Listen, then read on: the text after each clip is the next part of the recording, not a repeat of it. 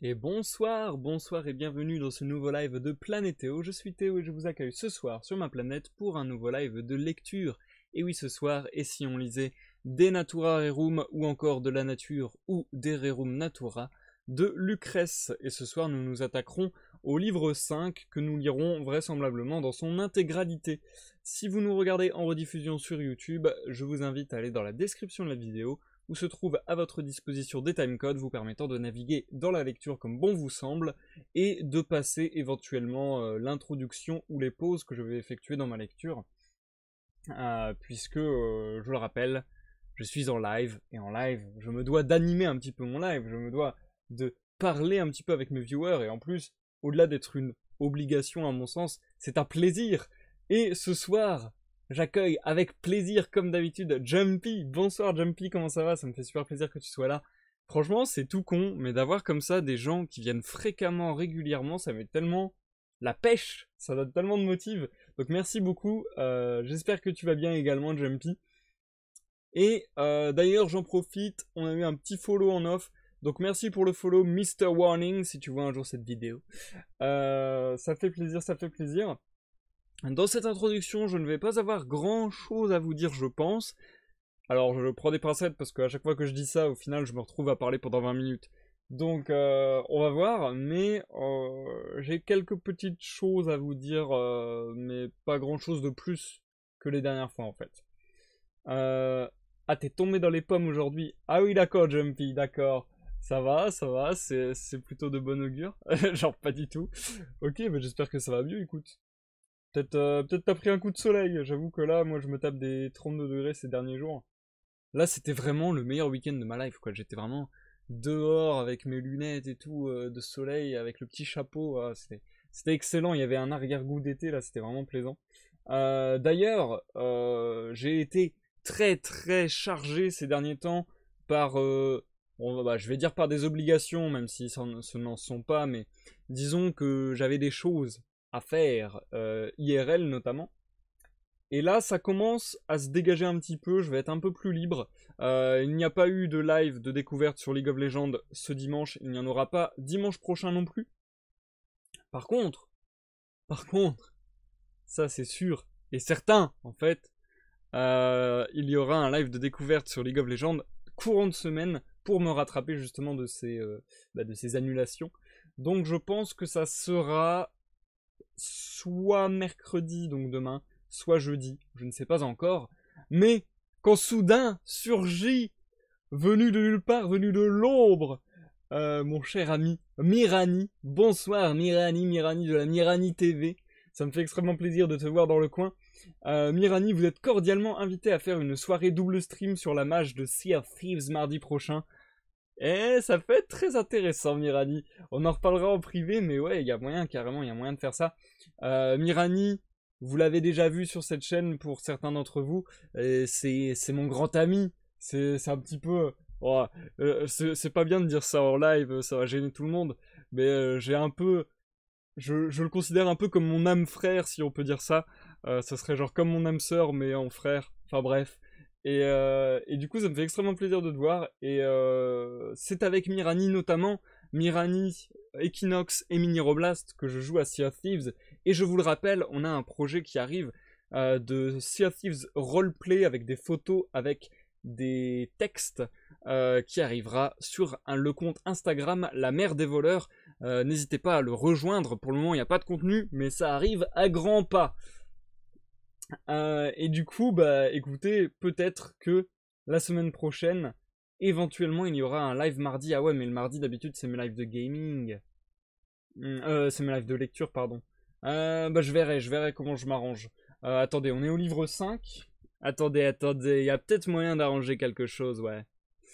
Je crois qu'il y a, voilà, il y a 6 livres, donc on arrive à l'avant-dernier live sur Lucrèce. Donc du coup, on lit le livre 5 ce soir. On lit le livre 6 vendredi. Et mardi, pour faire une pause entre deux lectures, au lieu d'enchaîner directement sur une lecture, on fera peut-être du coup le live sur Sea of Thieves tous ensemble si ça vous va. Je pense qu'on va s'arranger comme ça, je pense que c'est pas mal. En plus, j'aime bien faire des pauses entre les lectures avec un petit live ou une petite pause tout simplement. Donc ouais, je pense qu'on va s'orienter là-dessus, ça me semble joli. Et du coup, bonsoir Zikael So Famous, ça me fait plaisir également de te voir ce soir, comment ça va? Moi ça va très bien, merci de le demander. Bah écoutez, je vous invite tous à vous installer, à vous détendre, à prendre à boire, à manger peut-être, ou à vaquer à vos occupations diverses et variées. Je vous souhaite la bonne santé. On va commencer assez vite la lecture, au final, je vous ai pas dit tant de choses que ça. Voilà, les grosses infos à retenir, c'est que j'étais très chargé ces derniers temps, je vais l'être un petit peu moins, et que j'ai un certain goût et une certaine motivation, une certaine envie qui me prend dans les entrailles et qui brûle de faire énormément de live. Je l'ai annoncé tout à l'heure sur le Discord pour un petit peu tâter le terrain, savoir si ça vous embêtait ou si vous trouviez ça cool, etc. etc. Et je pense que je vais faire beaucoup de live dans les temps à venir. Encore une fois, je ne promets rien, parce que voilà, il peut y avoir des imprévus, il peut y avoir plein de choses qui se passent. Mais je pense qu'il y aura des lives d'illustration, je pense qu'il y aura des lives sur Sea of Thieves, des lives sur The Witness et peut-être d'autres jeux vidéo à l'avenir. Il y a eu par exemple la mise à jour de Minecraft aujourd'hui, donc je vais y retourner. Ben voilà. À terme, j'aimerais bien toujours ces lives de musique, mais bon, ça sera pas pour tout de suite pour le coup. Bref, beaucoup de choses. Et en parallèle de tout cela, j'aimerais en off, dans l'ombre, reprendre plus activement la musique. J'aimerais bien reprendre l'enregistrement de mon album. Et du coup, bah, j'espère vous livrer des chansons dans un avenir proche. J'espère, là on est fin avril, j'espère qu'en mai j'arriverai au moins à sortir une chanson. En tout cas, je vais essayer de le faire. Ça sera un petit peu mon objectif du mois. Voilou, je pense que je ne vais pas plus faire d'élucubration sur ce que j'ai à dire. Je pense que j'ai déjà fait un tour d'horizon pas mal. En vrai, on pourrait rentrer dans le détail parce qu'il y a quand même pas mal de choses qui se préparent. Et je suis hyper excité de toutes ces choses.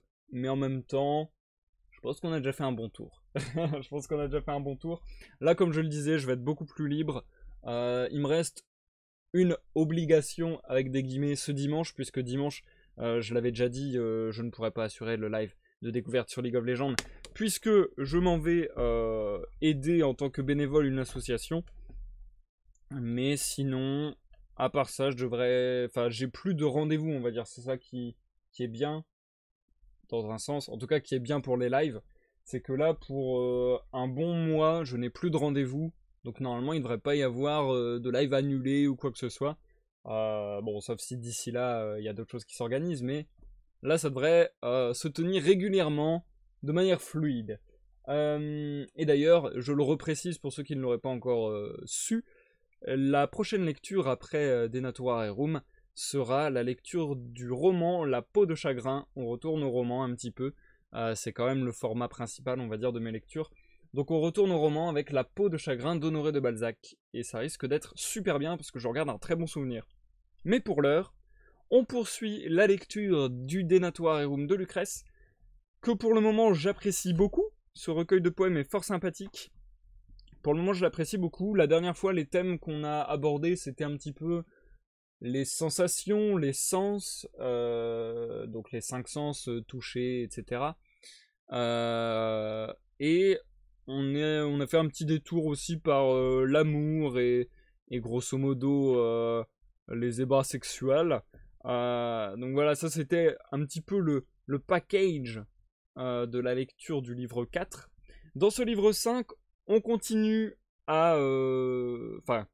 l'auteur Lucrèce continue à étendre son sujet et à partir dans de plus en plus de considérations, puisque on aura au programme de ce soir beaucoup de choses très variées sur la nature au sens plus large. Par exemple, on aura des choses sur le soleil, la lune, les animaux légendaires, l'origine du langage, les métaux, le tissage. Voilà, là j'ai lu au pif des titres de chapitres. Vous voyez que ça part dans tous les sens. Donc ça risque d'être fort intéressant, ça risque d'être fort varié. Et j'ai hâte de découvrir ça, sachant qu'il y a un peu plus de pages que lors des derniers lives. Donc le live risque d'être un petit peu plus long, un chouïa plus long. Je ferai malgré tout une seule pause comme d'habitude. Et du coup, bah, vous allez vous taper une bonne grosse dose de poèmes, une petite pause et une autre bonne grosse dose de poèmes. Voilà, je pense que cette fois-ci, j'ai fait le tour. Je pense qu'on va se lancer. Du coup, je rappelle que pendant la lecture, je ne m'interromps pas pour que la lecture soit au maximum fluide. On devrait se retrouver, je pense, d'ici un gros 30 minutes, ouais, une grosse demi-heure, je pense qu'on en aura assez pour lire ce que j'ai à lire. Attendez, je repère à nouveau où est-ce que je voulais faire ma pause. Si je dis pas de conneries, c'est les phases de la lune, ouais, c'est ça. Ok. Ok, c'est bon, tout est bon. On est parti, je vous souhaite à tous une bonne écoute Jumpy, bonne écoute Mirani, bonne écoute Zikael, bonne écoute à tous ceux dans l'ombre et à ceux qui nous regardent en rediffusion sur YouTube. Et je vous dis à tout à l'heure pour la pause. Livre 5. Éloge d'Épicure. Qui peut d'un souffle assez puissant chanter ses découvertes, accorder son poème à la majesté du sujet? Qui des mots est le maître au point de célébrer selon ses mérites celui dont le génie nous légua ce trésor, le fruit de ses recherches? Nulle créature mortelle, me semble-t-il. Respectant des choses la majesté notoire, oui, disons-le, ce fut un dieu, noble Memmius, un dieu, celui qui découvrit cette règle de vie, aujourd'hui nommée sagesse, et trouva l'art d'arracher notre vie à la nuit des tourments pour l'asseoir dans le calme et le clair absolu. Compare les divines découvertes du passé. On dit que Cérès fit connaître le blé aux hommes, et libère la liqueur née du jus de la vigne. Pourtant la vie pouvait demeurer sans ces biens, qui de certains peuples semblent encore ignorés. Mais on ne saurait vivre heureux sans un cœur pur. Aussi est-il plus digne de nous paraître un Dieu, celui dont la doctrine parmi les grandes nations divulgua les douces consolations de la vie, qui de nos jours encore apaisent les esprits. Si les travaux d'Hercule te semblent supérieurs, tu t'éloignes bien plus du raisonnement vrai. Du lion de Némée, gueule béante, ou du sanglier hérissé d'Arcadie, qu'aurions-nous à craindre aujourd'hui? Que pourrait contre nous le taureau de Crète ou le fléau de Lerne, l'hydre aux remparts de serpents venimeux, les trois puissants torses du triple guérillon? Quel mal nous feraient les habitants du Stymphale, les chevaux de Diomède soufflant le feu par leurs naseaux, en trace, sur l'Ismère et les plaines bistoniennes? Enfin le fier dragon des Hespérides, qui, l'œil féroce, garde les brillantes pommes d'or, enlaçant leur arbre de son corps monstrueux, comment nuirait-il donc près des rives d'Atlas et des rigueurs de l'océan, où nul n'ose s'aventurer, ni romain ni barbare? Ils ont tous disparu, les monstres de ce genre, et s'ils n'étaient vaincus, quel mal nous ferait-il vivants? Aucun, je pense, tant la terre pullule de fauves, tant l'horreur et l'effroi emplissent encore aujourd'hui les fourrés, les grandes montagnes, les forêts profondes, tout lieu que d'ordinaire nous pouvons éviter. Mais si notre cœur n'est purifié, quel combat, quel danger devrons-nous affronter malgré nous?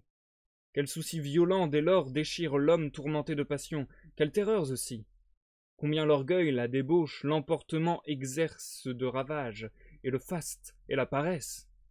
L'homme qui, sans armes, par ses seules paroles, dompta tous ces monstres, les chassant de notre âme, ne faudra-t-il l'admettre au nombre des dieux? Honneur d'autant plus mérité qu'il a divinement des divins immortels tant de fois devisés, et nous a révélé l'entière nature des choses. Marchant sur ses traces, je suis ses raisonnements. J'enseigne le pacte qui préside à toute création, la nécessité pour chacun de lui rester soumis, nul ne pouvant briser les strictes lois du temps. Telle est, découverte première, le cas de l'âme. Elle est formée d'un corps soumis à la naissance et ne peut demeurer sauve à longueur de temps. Ce sont des images qui leurrent notre esprit quand nous croyons revoir en songe un trépassé. Maintenant, l'ordre des raisons me conduit à expliquer que le monde est fait d'une substance périssable et soumise aux lois de la naissance. Comment un agrégat de matière a formé la terre, le ciel, la mer, les astres, le soleil et le globe de la lune? Quels vivants de la terre sont alors sortis et quels jamais ne naquirent? Comment le genre humain, en nommant les choses, se mit à converser dans un langage varié, et comment la crainte des dieux dans les cœurs s'est glissée, sanctifiant et protégeant de par le monde, temples, lacs, bois, autels et images divines. Puis je dirais par quel effet la nature souveraine régit le cours du soleil et les phases de la lune, pour que nous n'allions pas croire qu'entre ciel et terre, libres et spontanés, ils courent éternellement, soucieux de faire croître les moissons et les vivants, ou qu'ils roulent suivant une norme divine. Car tout en sachant bien que les dieux n'ont aucun souci, certains s'étonnent et se demandent par quel système les phénomènes s'accomplissent, surtout ceux qu'ils observent au-dessus de leur tête dans les régions de l'éther. Ils reviennent alors aux vieilles religions, s'inventent des maîtres cruels et tout-puissants. Ô malheureux, ignorant ce qui peut exister ou non, pourquoi enfin est assigné à toute chose un pouvoir limité, une borne immuable? Mortalité du monde. Mais trêve de promesses qui te retarderaient. Observe d'abord les mers, les terres et le ciel. Cette triple nature, ces trois corps, Mémios, trois formes si diverses, trois textures, un seul jour les détruira et, après tant d'années, la masse en suspens, machine du monde, croulera. Fait inouï et stupéfiant, je le sais bien, que la ruine à venir de la terre et du ciel. Mes paroles auront grand-peine à le prouver. Il en est ainsi de toute annonce insolite, quand on ne peut mettre la chose sous les yeux ou dans les mains, chemins les plus sûrs et rapides pour gagner le cœur humain et le temple de l'esprit. Je parlerai pourtant. Le fait confirmera mes dires peut-être, et de graves secousses saisissant les terres, en un instant le monde éclatera sous tes yeux. Puisse la fortune souveraine éloigner ce péril, et la raison plutôt que les faits nous convaincre que tout peut s'abîmer dans un fracas horrible. Mais avant que je ne révèle en ce domaine des destins plus sacrés et bien plus sûrs que les oracles rendus par la Pythie depuis le trépied et le laurier de Phébus, mes savants discours t'apporteront mainte consolation. Subjugué par la religion, tu crois peut-être que terre et ciel, soleil, mer, astres et lune, grâce à leur corps divin, doivent demeurer éternels, et qu'il est donc juste de châtier à l'instar des géants ceux qui commettent l'effroyable crime d'ébranler par leur doctrine les remparts du monde, et qui veulent éteindre la splendeur du soleil en flétrissant les immortels par de mortels propos. Mais de la divinité, ces corps diffèrent tant et méritent si peu d'être comptés parmi les dieux, qu'on les croirait plutôt aptes à nous donner la notion de corps privés de sens et de mouvements vitaux. Car on ne peut croire qu'à n'importe quel corps puisse jamais s'allier l'âme et l'intelligence. De même, arbres dans les terres, nuées au fond des mers ne peuvent subsister, ni poissons dans les prés, ni sang au cœur du bois, ni sève en un rocher. À chacun est fixé un lieu où grandir et loger. Ainsi donc l'esprit ne peut naître sans corps, isolé, ni vivre plus loin des nerfs et du sang. Cela fût-il possible, il serait bien plutôt capable de naître dans la tête, les épaules, les talons, ou toute autre partie, car finalement, il resterait dans le même homme, le même vaisseau. Mais puisqu'en notre corps il est aussi un lieu, sans conteste fixé, où l'âme et l'esprit, en place exclusive, peuvent vivre et grandir, à plus forte raison faut-il refuser de croire que, hors du corps entier et d'une forme vivante, dans les glèbes putrides, ou le feu du soleil, ou dans l'onde, il subsiste, ou les hautes rives du ciel. Le monde n'est donc pas doté de sens divin, puisqu'il ne peut même s'animer et se vivifier. Les dieux sont étrangers au monde. Tu ne peux croire non plus que le séjour des dieux, leur sainte demeure, soit dans une partie du monde. Subtile en effet, bien éloignée de nos sens, la nature des dieux est à peine vue par l'esprit. Comme elle échappe au toucher, à l'emprise de nos mains, elle ne peut rien atteindre de ce que nous touchons. Le toucher, en effet, manque toujours à l'intangible. Voilà pourquoi doivent aussi différer des nôtres les demeures des dieux, subtiles comme leur corps. Plus tard, je le prouverai amplement. Dire qu'ils ont voulu agencer pour le bien des hommes la belle nature du monde, en conséquence de quoi il faut des dieux louanger le louable ouvrage, le croire éternel, voué à l'immortalité, dire qu'il est sacrilège de vouloir ébranler les assises d'un édifice qu'au profit des mortels, l'antique raison des dieux sur l'éternité bâtie, d'attaquer par des mots, de ruiner tout l'ensemble, forgé de tels arguments et folies, ô Mémius. Aux bienheureux immortels, quel bénéfice devrait donc dispenser notre gratitude pour qu'ils entreprennent en notre faveur la moindre chose? Après tant d'années de repos, quel attrait nouveau aurait pu leur donner le désir de changer leur vie? Pour jouir de la nouveauté, il faut évidemment souffrir des temps anciens, mais si l'on ignore la peine, si le passé ne fut qu'une éternité de beaux jours, pourquoi donc ce brûlant amour de nouveauté? Et quel mal serait-ce pour nous de n'être point créés? Croirais-je que la vie gisait dans le deuil et la nuit avant que ne pointe l'aube de la création? Sans doute, une fois né, chacun veut-il en vie demeurer tant que l'attrait du plaisir le retient, mais qui n'a point goûté à l'amour de la vie, et ne compta jamais au nombre des vivants, en quoi souffrirait-il de n'être point créé? Le modèle du monde, la notion même des hommes, d'où vinrent-ils s'inscrire pour que les dieux connaissent et voient en leur esprit ce qu'ils voulaient faire? Comment ont-ils jamais connu la force des atomes, les possibilités qu'offre leur transposition, si la nature n'a pas fourni l'exemple de la création? Mais puisque tous ces principes, de mille manières ébranlés par les chocs, emportés par leur poids, depuis un temps infini n'ont cessé de se mouvoir, de s'unir en tous sens, de tenter toutes les créations que leurs combinaisons étaient capables de former. Il n'est pas étonnant qu'ils soient aussi tombés en désordonnance, et pris des mouvements comme ceux qui forment et renouvellent notre monde. Même si j'ignorais la nature de ces principes, d'après le système du ciel et bien d'autres choses, j'oserais soutenir que le monde ne fut pas créé divinement pour nous, si grand est son défaut. De l'espace que l'immense élan du ciel englobe, les montagnes, les forêts pleines de fauves occupent une part dévorante, les rocs, les marais désolés, la mer qui largement sépare les rives terrestres. Près des 2/3 sont en outre soustraits aux mortels par la chaleur torride et les gelées constantes. Ce qui reste de champs, la nature le couvrirait de broussailles si l'homme, à sa force, ne résistait, et pour vivre ne gémissait, sur la lourde charrue à labourer la terre, à peser toujours sur le soc. Si retournant à la charrue les glèbes fécondes, ameublissant le sol, nous ne les faisions éclore, les germes seuls ne pourraient surgir dans l'air limpide. Parfois même ces fruits que tant d'efforts promettent, quand par le monde enfin tout reverdit et fleurit, le soleil éthéré les brûle, d'excessive ardeur, les averses brusques, le grésil les ravage, les vents en leurs trombes sauvages les entraînent. Et l'engeance redoutable des animaux féroces, ennemis du genre humain sur la terre et les mers, pourquoi la nature la nourrit-elle? Pourquoi les saisons portent les maladies? Pourquoi rôde la mort précoce? Et l'enfant? Comme un marin par les flots cruellement rejeté, il gît par terre, nu, incapable de parler, sans secours pour vivre. Dès qu'aux rives du jour, la nature en travail hors du ventre maternel la vomit. De vagissements lugubres, il emplit l'espace, juste plainte quand la vie lui réserve tant de maux. Les divers animaux, bétails et fauves, grandissent, mais ils n'ont pas besoin de hocher, ni des soins d'une tendre nourrice au babil le caressant, de vêtements variant au gré des saisons, d'armes enfin, ni de hauts remparts ils n'ont besoin pour défendre leurs biens. La terre, la nature inventive enfantent pour eux, tous, toutes choses à foison. Les parties du monde sont mortelles. Observant tout d'abord que le corps de la terre est l'onde, les souffles légers de l'air et les vapeurs brûlantes, dont nous voyons former l'ensemble de ce monde, ont tous un corps sujet à naître et à mourir. Pensons qu'il en est ainsi pour la nature du monde, puisque tout composé dont les parties et les membres sont matière naissante et figure mortelle, nous apparaît soumise à la mort comme à la naissance. À voir les grands membres du monde périr et renaître, oui, je le sais. Le ciel et la terre eurent aussi leur instant premier, et leur ruine viendra. Ici ne m'accuse pas de m'être moi-même abusé, quand j'ai dit que la terre et le feu sont mortels, quand je n'ai pas douté que l'eau et l'air périssent et qu'ils renaissent tous pour grandir à nouveau. La terre d'abord. Une grande partie, brûlée de soleils assidus, tant foulée, tant battue, exhale un nuage de poussière, nuée volante que les vents impétueux dispersent dans les airs. Une autre part de glèbe est dissoute par les pluies et les rives s'érodent, par les fleuves rasés.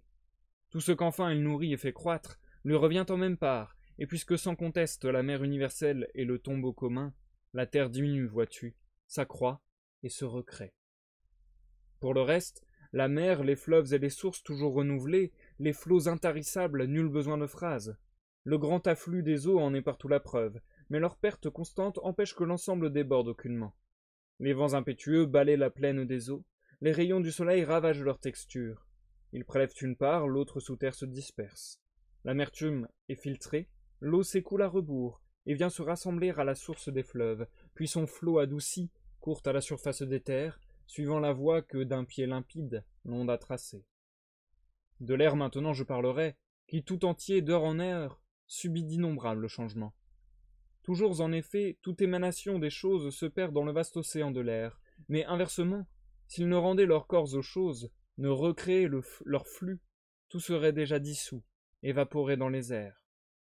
Ainsi l'air ne cesse de naître des choses et de leur revenir, car c'est une évidence. Le monde entier s'écoule en un flux permanent. Large source de fluide lumière, le soleil baigne le ciel d'un éclat toujours renaissant, et de lumière aussitôt rénove la lumière, puisque tous ces rayons se perdent constamment où qu'ils tombent. Voici comment tu l'apprendras. Sitôt que les nuages passent devant le soleil, et qu'ils interrompent les raies de sa lumière, leur partie inférieure tout entière périt. La terre se couvre d'ombre suivant le vol des nues.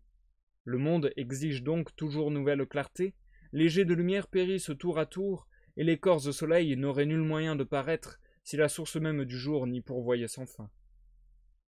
Nocturnes et terrestres, nos lumières elles-mêmes, lustres suspendus, claires et grasses torches à l'éclat vacillant, à l'épaisse fumée, s'empressent également, servis par leur ardeur, de renouveler la clarté, hâtent leurs feux tremblants, oui, hâtent leurs éclats, qui nulle part ne s'interrompent, tant les feux sont toujours impatients de cacher leur mort par la prompte naissance de la flamme. Ainsi donc le soleil, la lune et les étoiles doivent-ils émettre lumière après lumière et perdre constamment les flammes précédentes. Inviolables, non, ne les crois pas en leur vigueur. Et les pierres même, ne les vois-tu céder autant? Les hautes tours s'écrouler, les rochers s'effriter, les temples et statues des dieux s'effondrer de fatigue, leur sainte volonté ne pouvant repousser le terme fatal, ni défier les lois de la nature. Ne vois-tu donc les monuments humains tomber en ruine et se demander? Les rocs arrachés aux grands monts s'ébouler, incapables de résister aux forces vives d'un temps fini? Car ils ne tomberaient, s'arrachant tout à coup, si depuis un temps infini ils avaient résisté à tous les tourments des âges, sans perte ni fracas. Lève enfin ton regard, vois l'espace alentour qui étreint la terre entière. S'il crée toutes les choses, comme certains le disent, et les recueille à leur mort, il est entièrement sujet à naître et à mourir. Car tout corps qui nourrit et fait croître les autres diminue, recrée lorsqu'ils lui reviennent. D'ailleurs, s'il n'y eut aucune origine ou naissance de la terre et du ciel, s'il existe de toute éternité, d'où vient qu'avant la guerre thébaine et la mort de Troie, il n'y eut d'autres poètes pour chanter d'autres gestes. Où sont donc allés se perdre tant d'exploits? Pourquoi tant de héros nulle part ne laissèrent d'éternels monuments où fleurirait leur gloire? En vérité, le monde est dans sa prime nouveauté. Je le crois, sa genèse n'est pas ancienne. C'est pourquoi aujourd'hui certains arts se perfectionnent et progressent encore. Mains agrées au bateau s'ajoutent, les musiciens ont récemment créé des harmonies. Trouvaille récente enfin que ce système de la nature, et moi-même aujourd'hui le tout premier, oui, je me trouve apte à le traduire dans la langue de nos pères. Si tu crois que tout exista de même autrefois, mais que l'humanité périt dans un feu dévorant, ou que les villes sombrèrent dans une convulsion du monde, ou que les fleuves rapaces ont inondé les terres, englouti les cités après des pluies incessantes, ta défaite est consommée. Tu dois admettre que la terre et le ciel auront aussi leur fin. Oui, quand les choses subissaient de tels maux et périls, si jamais une cause plus funeste les avait assaillis, au désastre le monde entier eût cédé, grande ruine.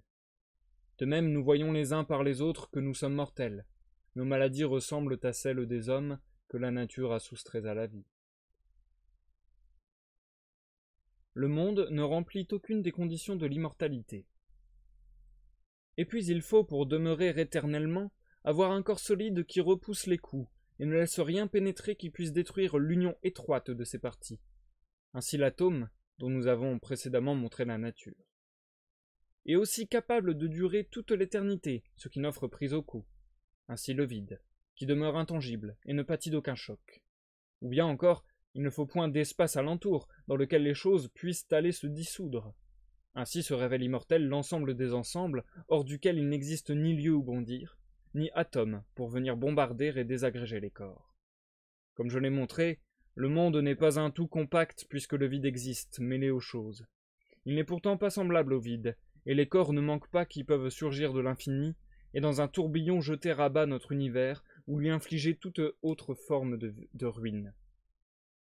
Espace, immensité ne manque pas davantage où puissent s'abîmer les murailles du monde, que toute autre cause peut forcer à périr. La porte de la mort n'est donc pas close pour le ciel, le soleil, la terre, les vastes flots de l'océan, mais s'ouvre devant eux, gouffre immense, abyssal. Ainsi je le répète, il te faut bien l'admettre, le monde a pris naissance, or jamais corps mortel n'aurait pu, de l'éternité jusqu'à nos jours, braver du temps immense les violents assauts. La lutte du feu et de l'eau. Alors que les membres gigantesques du monde se livrent une guerre atroce et sacrilège, ne vois-tu pas que ce long conflit peut prendre fin, quand le soleil, par exemple, et toute la chaleur, buvant toutes les eaux, auront eu la victoire à laquelle ils tendent, sans succès jusqu'alors. Tant les courants affluent, et du gouffre des mers menacent de déborder et de tout submerger. Vaine menace puisque les eaux diminuent, balayées par le vent, par le soleil dénoué, l'un et l'autre espérant dessécher toute chose avant que l'eau n'atteigne au but de ses efforts. Ne respirant que la guerre, rivaux de force égale, ils combattent pour l'empire du vaste monde puisque le feu, dit-on, fut une fois vainqueur et qu'une fois les eaux régnèrent sur les plaines. Phaéton. Oui, le feu triompha, dévorant maintes choses, quand l'ardeur des coursiers du soleil s'emporta et ravit Phaéton à travers cieux et terres. Mais le Père Tout-Puissant, ému de noir courroux, d'un trait de sa foudre frappant l'ambitieux Phaéton, le précipita de son char sur la terre, et le soleil lui prit en sa chute l'éternel flambeau du monde, ramena sous le joug les coursiers frémissants, puis les guidant sur leur chemin, recréa toutes choses. Voilà ce qu'ont chanté les anciens poètes de la Grèce. Mais la fable est trop loin du raisonnement vrai. Le feu assurément peut triompher quand ses atomes surgissent plus nombreux de l'espace infini, puis ses forces retombent, vaincues par une cause, où le monde périt dans les souffles brûlants. Ainsi rassemblée, l'eau se mit un jour à prévaloir, dit-on, engloutissant maintes cités des hommes, puis quand la masse surgit de l'infini reflua tout entière, soumise à une force, les pluies cessèrent, et les fleuves s'apaisèrent. Naissance du monde. Mais de quelle façon la rencontre de la matière a formé la terre, le ciel, les profondeurs de l'océan, le soleil, la lune et leur cours? Je l'exposerai dans l'ordre. Ce n'est pas après concertation ni par sagacité que les atomes se sont mis chacun à sa place. Ils n'ont point stipulé quel serait leur mouvement. Tous ces principes des choses, de mille manières ébranlés par les chocs, emportés par leur poids, depuis un temps infini n'ont cessé de se mouvoir, de s'unir en tous sens, de tenter toutes les créations que leurs combinaisons étaient capables de former. Ainsi, à force d'errer dans la grande éternité, d'essayer toutes sortes d'unions et de mouvements, il en viennent soudain à des rassemblements qui forment l'origine de ces grandes choses, la terre, la mer, le ciel et le genre des vivants. Ni la roue du soleil, large lumière, sublime vol, ni les astres du grand monde, ni la mer ni le ciel n'étaient alors visibles, ni la terre ni l'air, rien qui ressemblât aux choses d'aujourd'hui.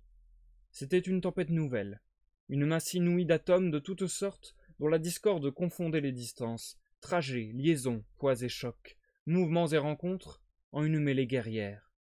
À cause de leurs formes et de leurs figures variées, ils ne pouvaient tous rester unis en ce chaos, ni se communiquer des mouvements harmonieux, mais des parties commencèrent à s'échapper, le semblable à s'unir au semblable pour définir un monde, en distribuer les membres et les grandes parties. Ils séparèrent donc la terre et les hauteurs du ciel, formant à part la mer, qui s'ouvrit en humeur distincte, et les feux de l'éther, purs et discrets, séparés. Les divers atomes de terre furent les premiers, en vertu de leur poids et de leur enchevêtrement, à s'unir tous au centre, à se déposer en bas. Plus ils se concentraient et s'enchevêtraient, plus ils sécrétaient ce qui formerait la mer, les astres, le soleil et la lune, les remparts du monde immense. Car ces corps sont formés de semences plus légères et plus rondes, d'éléments plus petits que la terre. Par ces lâches conduits, se dégageant des parties de la glèbe, premier à jaillir fut donc l'éther, flamboyant et léger, entraînant de multiples feux. Un spectacle assez proche s'offre à nous le matin, quand les premiers rayons de lumière dorée parmi les perles de rosée dans l'herbe rougeoie. Un nuage s'exhale des lacs et des fleuves pérennes, parfois même c'est la terre que nous voyons fumer, puis ces émanations dans les hauteurs s'unissent, nuées aux corps denses tissant leur voile sous le ciel. De même, en ce temps-là, l'éther léger et fluide, corps dense devenu en orbe s'infléchit, et s'étirant au loin partout alentour, enferma le reste dans son étreinte avide. Ensuite naquirent le soleil et la lune, dont les globes aériens roulent dans l'intervalle. La terre ne les adopta, ni l'éther immense. Il n'était assez lourd pour siéger tout en bas, assez léger pour glisser par les régions sublimes. Dans l'entre-deux, cependant, il tourne, corps vivant, et forme des parties de l'ensemble du monde. De même, dans notre corps, certains membres à l'arrêt peuvent demeurer tandis que d'autres se meuvent. Après le retrait de ces atomes, soudain la terre, où s'étend aujourd'hui le vaste azur de l'océan, s'effondra, et des tourbillons salés emplirent les gouffres.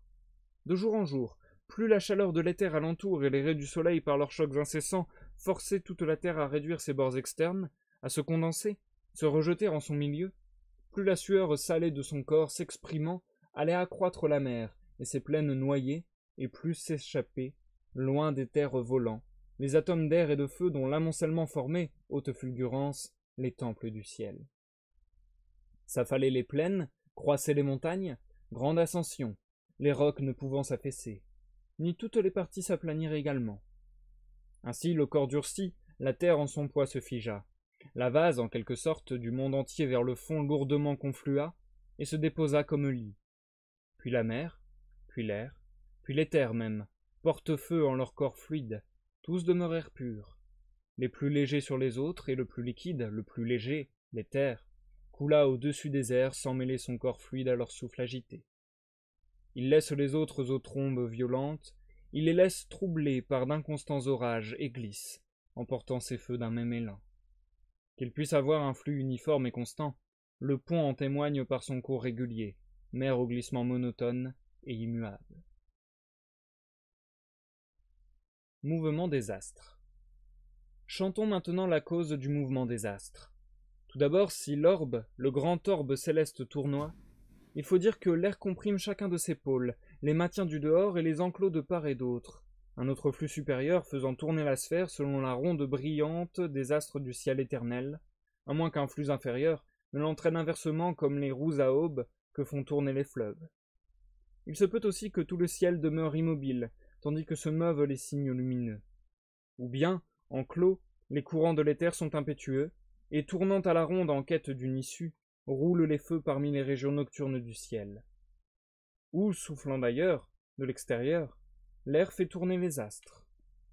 Ou bien spontanément, ils peuvent serpenter, pour se rendre chacun à l'appel de sa nourriture, corps enflammés, paissés çà et là dans le ciel. Poser avec certitude laquelle de ces causes agit dans notre monde est tâche difficile.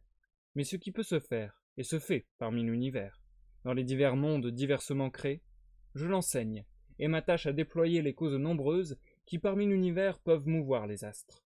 Entre toutes, il n'en est qu'une, dans notre monde aussi, qui les met en mouvement. Mais quelle est-elle? Nul ne peut l'enseigner, qui pas à pas progresse. Équilibre de la Terre. Pour que la Terre soit en repos au centre du monde, son poids doit peu à peu décroître et s'évanouir, sa partie inférieure posséder une nature diverse, dès l'origine jointe en un seul ensemble aux régions aériennes du monde, en lesquelles sa vie s'enracine. Voilà pourquoi la Terre ne charge ni n'écrase l'air. Il n'est pas non plus d'homme à qui ses membres pèsent. La tête n'est pas une charge pour le cou, le poids de tout le corps, enfin, n'est pas sensible aux pieds.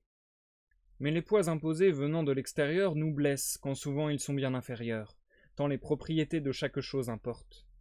La Terre n'est donc pas une étrangère brusquement importée, rebut d'autres lieux dans un air étranger.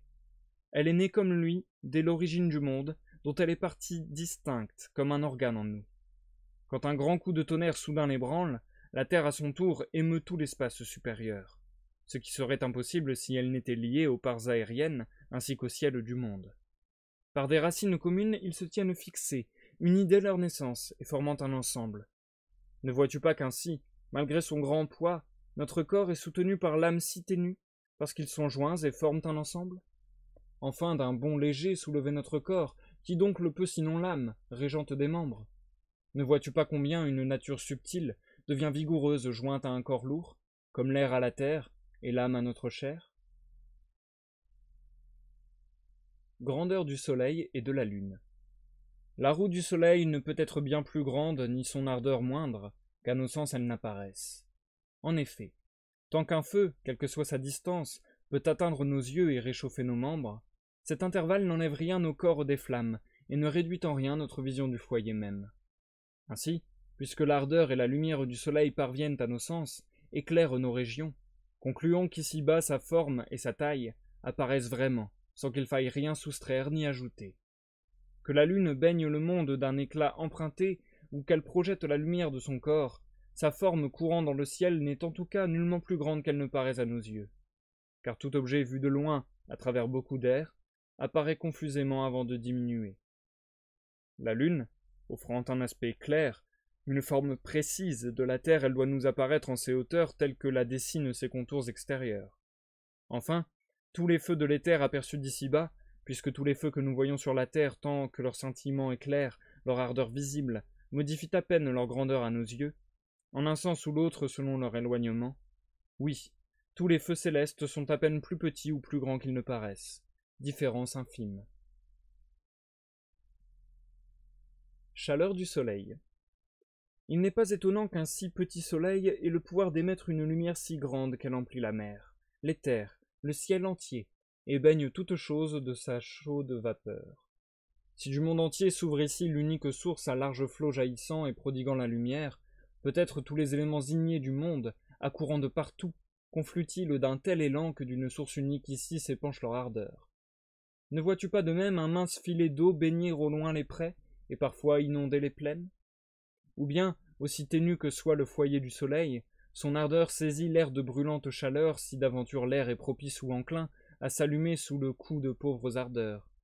Ainsi parfois, voyons-nous les moissons et les chaumes s'enflammer çà et là d'une seule étincelle. Peut-être encore le soleil, au flambeau rougeoyant, est-il environné d'une grande masse de feu à l'ardeur invisible, par nul éclat signalé, brasier sans nul effet que de renforcer les rayons. Cours relatif du soleil, de la lune et des astres. Et comment expliquer par une raison simple et directe que le soleil, au sortir de ses quartiers d'été, infléchit sa course vers l'hivernal tropique du Capricorne, puis revient à la borne du Cancer, tandis que la lune semble tous les mois franchir l'espace que le soleil met un an à parcourir. Point de cause simple, dis-je, pour expliquer ces faits. Il se peut tout d'abord que les choses se passent comme la parole sacrée du grand Démocrite l'affirme. Plus les astres se trouvent proches de la Terre, moins ils sont entraînés par le tourbillon du ciel. En effet, la vitesse et la force de ce tourbillon diminuant vers le bas, le Soleil est peu à peu relégué en arrière avec les derniers astres parce qu'il est bien plus bas que les signes de feu. Puis encore pour la Lune.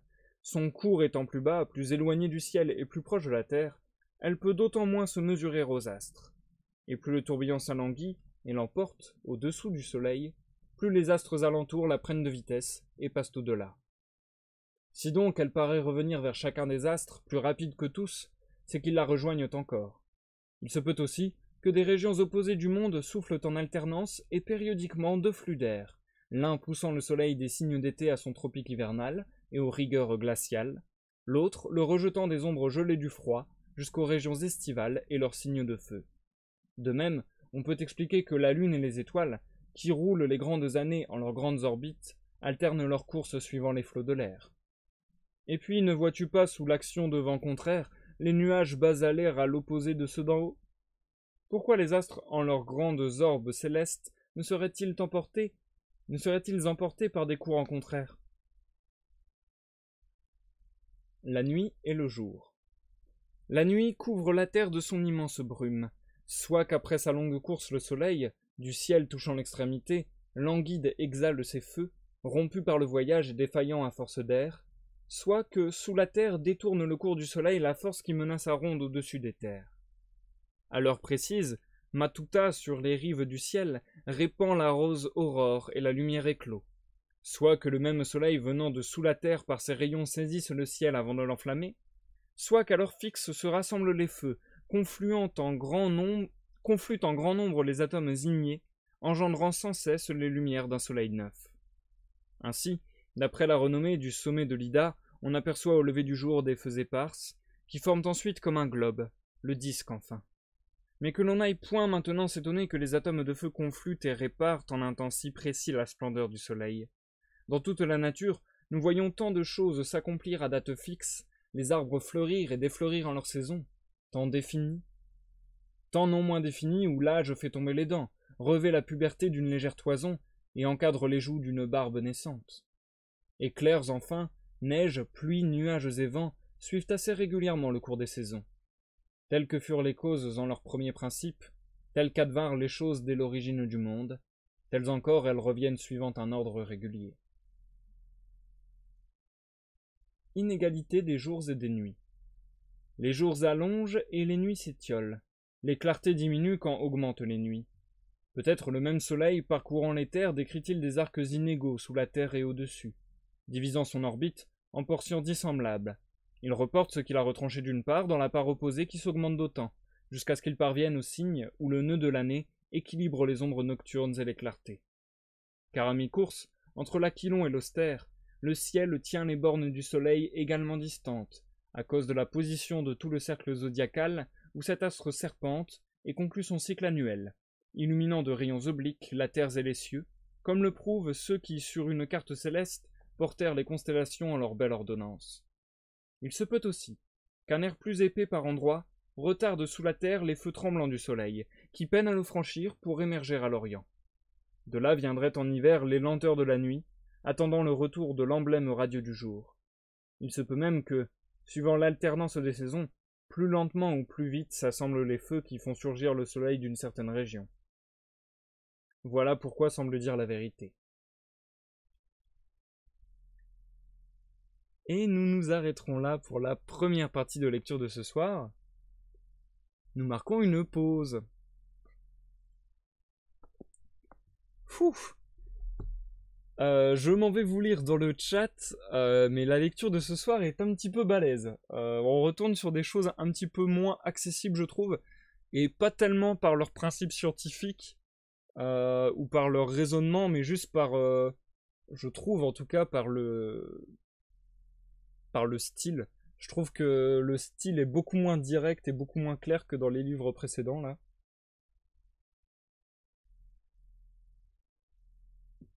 Et du coup, oui, je confirme ce que tu disais, Jumpy, je pense que c'est plus compliqué aujourd'hui. Du coup, bonsoir, JDKL, je sais pas si je dis bien ton pseudo, et je sais pas si tu es toujours là, mais dans le doute, bonsoir JDKL, GDKL, JDKL, je ne sais pas trop. Également, je vais dire bonsoir et merci à Offcat pour son follow. Merci beaucoup, ça fait plaisir. Et également, on accueille Chimeria qui nous a rejoint pendant la lecture. Bonsoir Chimeria. Et bonsoir également Matt500. Bonsoir, tu te souviens de moi? Alors, ton pseudo me dit vaguement quelque chose, mais je dois t'avouer que ça me semble être un vieux souvenir. Donc, Matt500, je pense t'avoir croisé il y a très longtemps. En tout cas, bonsoir à tous ceux qui ont rejoint. Merci à ceux qui ont follow. Ça me fait plaisir que vous nous rejoigniez. Ça me fait plaisir que vous nous rejoigniez tous.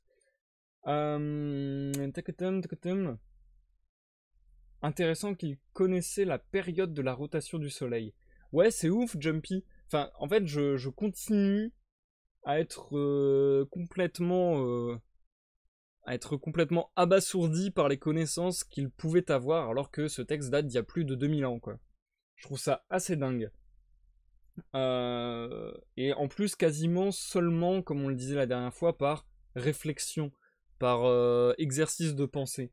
Donc vraiment, c'est plus de la philosophie au service de la science que de la science au service de la philosophie, mais ça arrive quand même à avoir des déductions plus ou moins logiques. Par exemple, le principe que le vide existe en tout, c'est quelque chose qui est de plus en plus présent dans les théories scientifiques modernes, on va dire, et qui est même globalement plutôt accepté, quoi. De dire que le vide n'est pas vraiment vide, mais qu'il y a une sorte de chose qu'on appelle le vide qui est partout, un petit peu l'éther, entre guillemets, justement, comme on a pu l'appeler à d'autres époques. Du coup, Matt, merci pour le refollow, ça fait plaisir. Et du coup, oui, maintenant que tu me situes, je me souviens de toi. Et du coup, ah d'accord, t'as changé de compte. Ok, d'accord. Bah du coup, merci de repasser parmi nous, ça fait extrêmement plaisir. Et du coup, bonsoir également Kirito. Bonsoir, bienvenue. Kirito ou Kiritou, dis-moi comment tu veux que je prononce ton pseudo. Bienvenue, bonsoir. Ça fait plaisir, il y a beaucoup de nouveaux ce soir, c'est étrange, je ne me l'explique pas, mais ça fait plaisir, donc bonsoir à vous tous. Et du coup, ouais, je me suis fait quelques réflexions pendant la lecture qu'on vient de faire.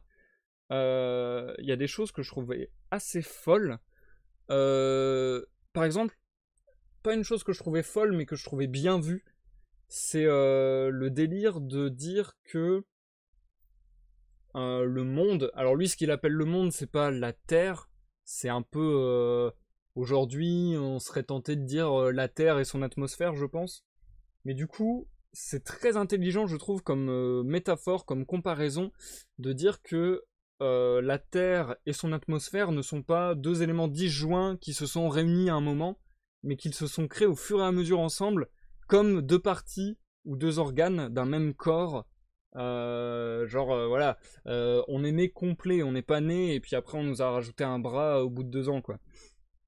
Et ça, c'est une comparaison et une métaphore toute conne, toute simple à se faire uniquement par la philosophie et par la réflexion, quoi. Et pourtant, je trouve que c'est très très bien vu et très très intelligent de le rapporter comme ça à la nature. Et je trouve que ça va globalement avec le message qu'il nous donne à travers ce texte. C'est-à-dire un petit peu Enfin, en tout cas, moi je le perçois comme ça, peut-être que c'est moi qui interprète, mais un peu de dire qu'au final, tout fait corps avec tout, justement par ce principe de vide qui est présent en tout. C'est un peu, ouais, c'est un peu un délire de dire, bah, au final, la nature ne fait qu'un et tout a des influences sur tout, tout a un impact sur tout, et c'est pas des corps disjoints qui n'ont aucun rapport les uns avec les autres, quoi. Bah, c'est un peu aussi ce qu'il dit avec les atomes qui s'entrechoquent.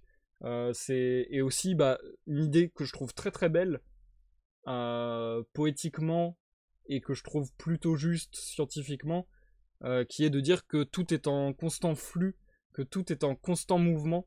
Moi, c'est une idée que j'apprécie beaucoup et quelque part que je trouve très rassurante. Je sais pas trop dire pourquoi, mais je la trouve très rassurante, très jolie. Et bah pareil, ce délire de dire que rien ne meurt et rien ne... Enfin, plutôt que tout naît et tout meurt, et que du coup rien ne meurt et rien ne naît, entre guillemets. C'est-à-dire que tout naît et tout meurt, mais du coup s'instaure une sorte de cycle, entre guillemets. Je trouve ça très intéressant, toutes ces idées-là. Après, bien sûr, ils étaient avec les moyens de l'époque, c'est-à-dire il y a 2000 ans. Donc bien sûr, ils n'avaient pas le moyen de tout savoir et de tout vérifier. Et des fois, il y a des choses très gros qui passent. Par exemple, dans les chapitres qu'on vient de lire, le truc qui vraiment n'a aucun sens, je trouve, même par pure, comment dire, par pure réflexion, c'est son explication de dire avec les objets. Alors attendez, c'est compliqué d'expliquer, mais avec les objets que sont le Soleil et la Lune, dire qu'ils doivent faire à peu près la même taille vu qu'on a une vision précise et qu'ils ne sont pas flous. Ils doivent avoir à peu près la même taille dans le ciel, etc. Ça, par exemple, ça paraît complètement, bête entre guillemets. Sauf qu'en soi, bah, à l'époque, ils avaient aucun moyen de le savoir, donc bon. C'est vrai qu'aujourd'hui, c'est une idée qui nous semble tout à fait ridicule, mais en soi, à l'époque, ça pouvait peut-être passer. Et du coup, oui, Kirito, je comprends que ça doit être un petit peu compliqué pour toi de suivre ce que je suis en train de dire, puisque là, grosso modo, je suis un peu en train de revenir sur la lecture qu'on vient de faire. C'est-à-dire que là, pendant une trentaine de minutes, je viens de lire une grosse dizaine de poèmes. Et c'est des poèmes qui ont des sujets un petit peu difficiles d'accès. C'est des poèmes qui essaient de traiter de philosophie, de science. On pourrait presque dire de science de la vie et de la terre. Genre, c'est quasiment ça, quoi. Donc, ouais, je peux comprendre que ce soit un peu dur à suivre, Kirito. Parce que là, on est un peu en discussion et en commentaire de ce qu'on vient de lire. Et ce qu'on a lu était déjà pas facile d'accès de base. Jumpy, oui, l'idée du mouvement, j'en ai fait un mini-film comme projet de seconde. Je crois que c'est ce qui correspond à l'avant-première avant le bac chez vous. À l'avant-dernière. Ah oui, d'accord, d'accord. Ok, ok. Comment ça s'appelle déjà? Merde. J'ai un trou. Seconde, première. Ah, c'est ça. Seconde, première, terminale. Nous, c'est ça au lycée. Enfin, bref. Et ouais, voilà, le délire sur la taille du soleil et de la lune, ça semble complètement loufoque aujourd'hui, mais d'un côté, voilà, on peut le comprendre, on peut le comprendre. C'est aussi...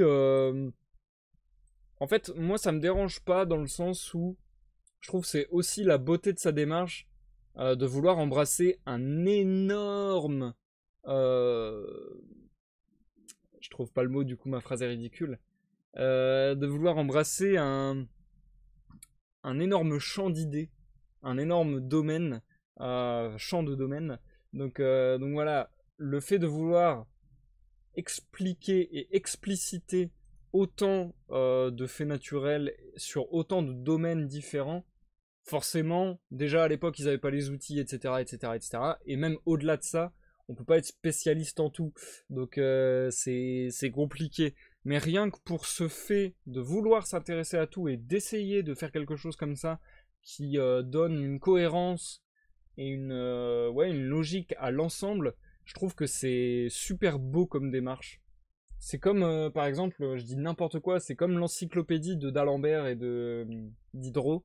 Je trouve ça fascinant comme démarche de se dire, ok, je vais essayer de créer toute la cosmologie, toute la cosmogonie, de tout comprendre la nature, etc. Comment toute la vie interagit au final. Et je trouve que c'est une tâche colossale, impossible à faire seule, mais je trouve que c'est en même temps super joli d'essayer. Donc ouais, je trouve ça vraiment cool. Et non, t'inquiète, Jumpy, tu t'exprimes pas mal, je comprends tout à fait ce que tu dis, ne t'en fais pas. Ne t'en fais pas, ne t'en fais pas. En plus, ouais, là, ce soir, j'avoue que le live est un peu corsé. Enfin, la lecture est un peu corsée.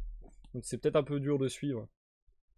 Du coup, vous avez vu que la phase de lecture était relativement longue. La seconde phase de lecture de ce soir devrait être aussi longue. Donc on en a encore pour quelques temps. Je vais reprendre sans plus attendre pour une trentaine de minutes, je dirais, la lecture. D'ailleurs, vous avez vu qu'il a encore commencé le chapitre par un éloge d'Épicure. J'ai l'impression que très souvent, il remet en cause la religion et qu'en même temps, il est un petit peu fanatique d'Épicure, donc c'est un peu compliqué. Après, ouais, en vrai, c'est compliqué. Surtout quand on part sur de la poésie, on est tenté de mettre des grands substantifs, etc. Ouais, d'être un peu, de mettre des adjectifs mélioratifs à ne plus savoir qu'en foutre.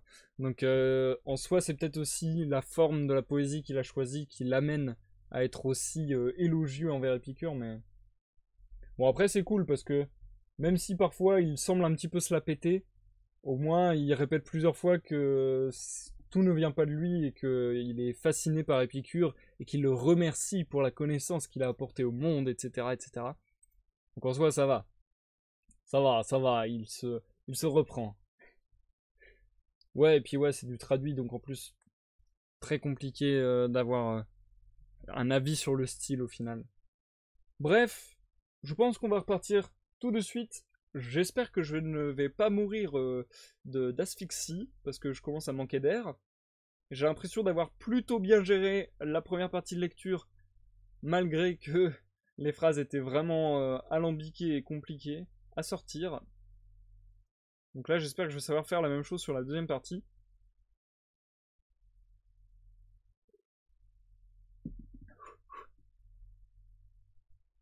Ah, mais j'ai peut-être une idée. Alors dites-moi si je me trompe et si vous êtes encore là. Matt, Kirito, tous les nouveaux venus. Si vous êtes toujours là, n'hésitez pas à me dire. Peut-être que vous êtes en vacances, non? C'est peut-être pour ça que j'ai plus de monde, entre guillemets. Parce que je sais que par exemple là sur YouTube en ce moment, mes vues elles grimpent en flèche et j'ai plein de commentaires de collégiens ou de lycéens qui me disent ah merci, grâce à ta lecture ça va m'aider pour mon contrôle et tout. C'est vrai que j'observe souvent ce phénomène pendant les vacances scolaires d'avoir une vague de vues et de commentaires. Donc c'est peut-être ça en vrai. Parce que moi dans ma zone, les vacances sont en train de se finir. Bah elles sont même finies d'ailleurs, depuis aujourd'hui.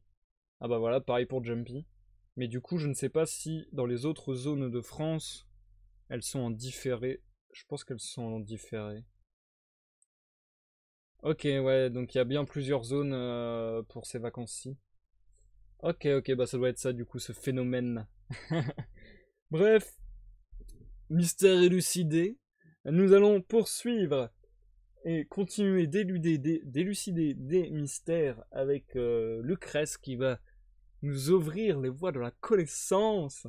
Allez, on est parti. Je vous souhaite à tous une bonne écoute, ça va être compliqué, je sais pas qui y reste en plus. Donc bonne écoute Jumpy, bonne écoute Zikael, bonne écoute Chimeria, bonne écoute Kirito et Matt si vous êtes toujours là. GDKL peut-être, bref. Bonne écoute à tous ceux dans l'ombre et à ceux qui nous regardent en rediffusion sur YouTube. Et je vous dis à tout à l'heure pour l'outro du live. Les phases de la Lune. La Lune peut briller sous l'afflux des rayons solaires et tourner chaque jour davantage sa clarté vers nous, à mesure qu'elle s'éloigne du disque du Soleil, jusqu'à ce qu'elle resplendisse pleinement face à lui et, se levant bien haut, voit le coucher de cet astre. Puis elle doit peu à peu revenir cacher sa lumière, glissant vers le Soleil par l'autre partie du zodiaque. Tel est l'avis de ceux qui imaginent la Lune comme une boule tenant son cours sous le Soleil. Il se peut aussi qu'elle mène sa propre lumière, et donne en sa ronde des formes d'éclats variés. Oui, peut-être un autre corps glissant de concert s'interpose, et l'offusque de mille manières, mais demeure invisible, parce qu'il court sans lumière. Elle peut aussi tourner comme le ferait une boule, dont la moitié serait teinte de lumière éclatante, et, ainsi tournoyant, produire ses diverses formes, jusqu'à ce qu'elle présente, à notre pleine vision, toute la face qui d'aventure est dotée de feu, puis peu à peu revienne, roulant et dérobant la face lumineuse de sa masse sphérique. Telle est la doctrine babylonienne des Chaldéens, qui essaie de réfuter l'art des astronomes. Comme si la thèse que les uns ou les autres combattent ne pouvait être vraie ou était moins séduisante. Enfin, pourquoi ne naîtrait-il une lune toujours nouvelle, selon un ordre régulier de formes et de phases, jour après jour s'évanouissant chaque lune formée, par une autre recréant ses places et fonctions? Difficile de prouver que cela soit impossible quand on voit maintes choses naître en ordre réglé. Voici le printemps et Vénus, et marchant devant eux le messager ailé de Vénus. Sur les pas de Zéphyr, Flore, sa mère, ouvre la voie qu'elle parsème de couleurs précieuses, de parfums à foison. À leur suite, la chaleur aride et sa compagne, la poudreuse Cérès et les vents étésiens du nord. Puis vient l'automne, ainsi que Bacchus et Voé. C'est ensuite le tour d'autres temps, d'autres vents, vulturnes tonnant sur les hauteurs, orageux austères. Enfin, Brumaire apporte les neiges et le gel paresseux, surviennent l'hiver et le froid claquant des dents. Il est donc moins étrange qu'au temps défini, la lune puisse naître et se détruire à nouveau, tant de choses en temps réglé se produisant. Les éclipses. Éclipse du soleil, disparition de la lune, tu dois aussi penser qu'elles ont plusieurs causes. Pourquoi la lune pourrait-elle dérober à la terre l'éclat du soleil et l'intercepter de sa haute face, masquant par son disque aveugle les rayons lumineux? Au même instant, ne saurait-on concevoir cet effet d'un autre corps qui toujours sans lumière glisserait? Et le soleil, pourquoi ne pourrait-il à certains moments défaillir et perdre ses feux, puis recréer sa lumière quand il a franchi les espaces hostiles à ses flammes, les régions aériennes qui les font périr et s'éteindre? Pourquoi donc la terre à son tour priverait-elle la lune de lumière et tiendrait le soleil sous elle opprimé, quand son cours mensuel passe le cône d'ombre roide? Pourquoi ne serait-ce pas à même date un autre corps qui courait sous la lune ou devant l'orbe du soleil, interrompant ses rayons et son flot de lumière? Même si la lune brille de son propre éclat, pourquoi ne pourrait-elle défaillir en certains lieux du monde quand elle traverse des régions hostiles à ses feux? Première production de la Terre.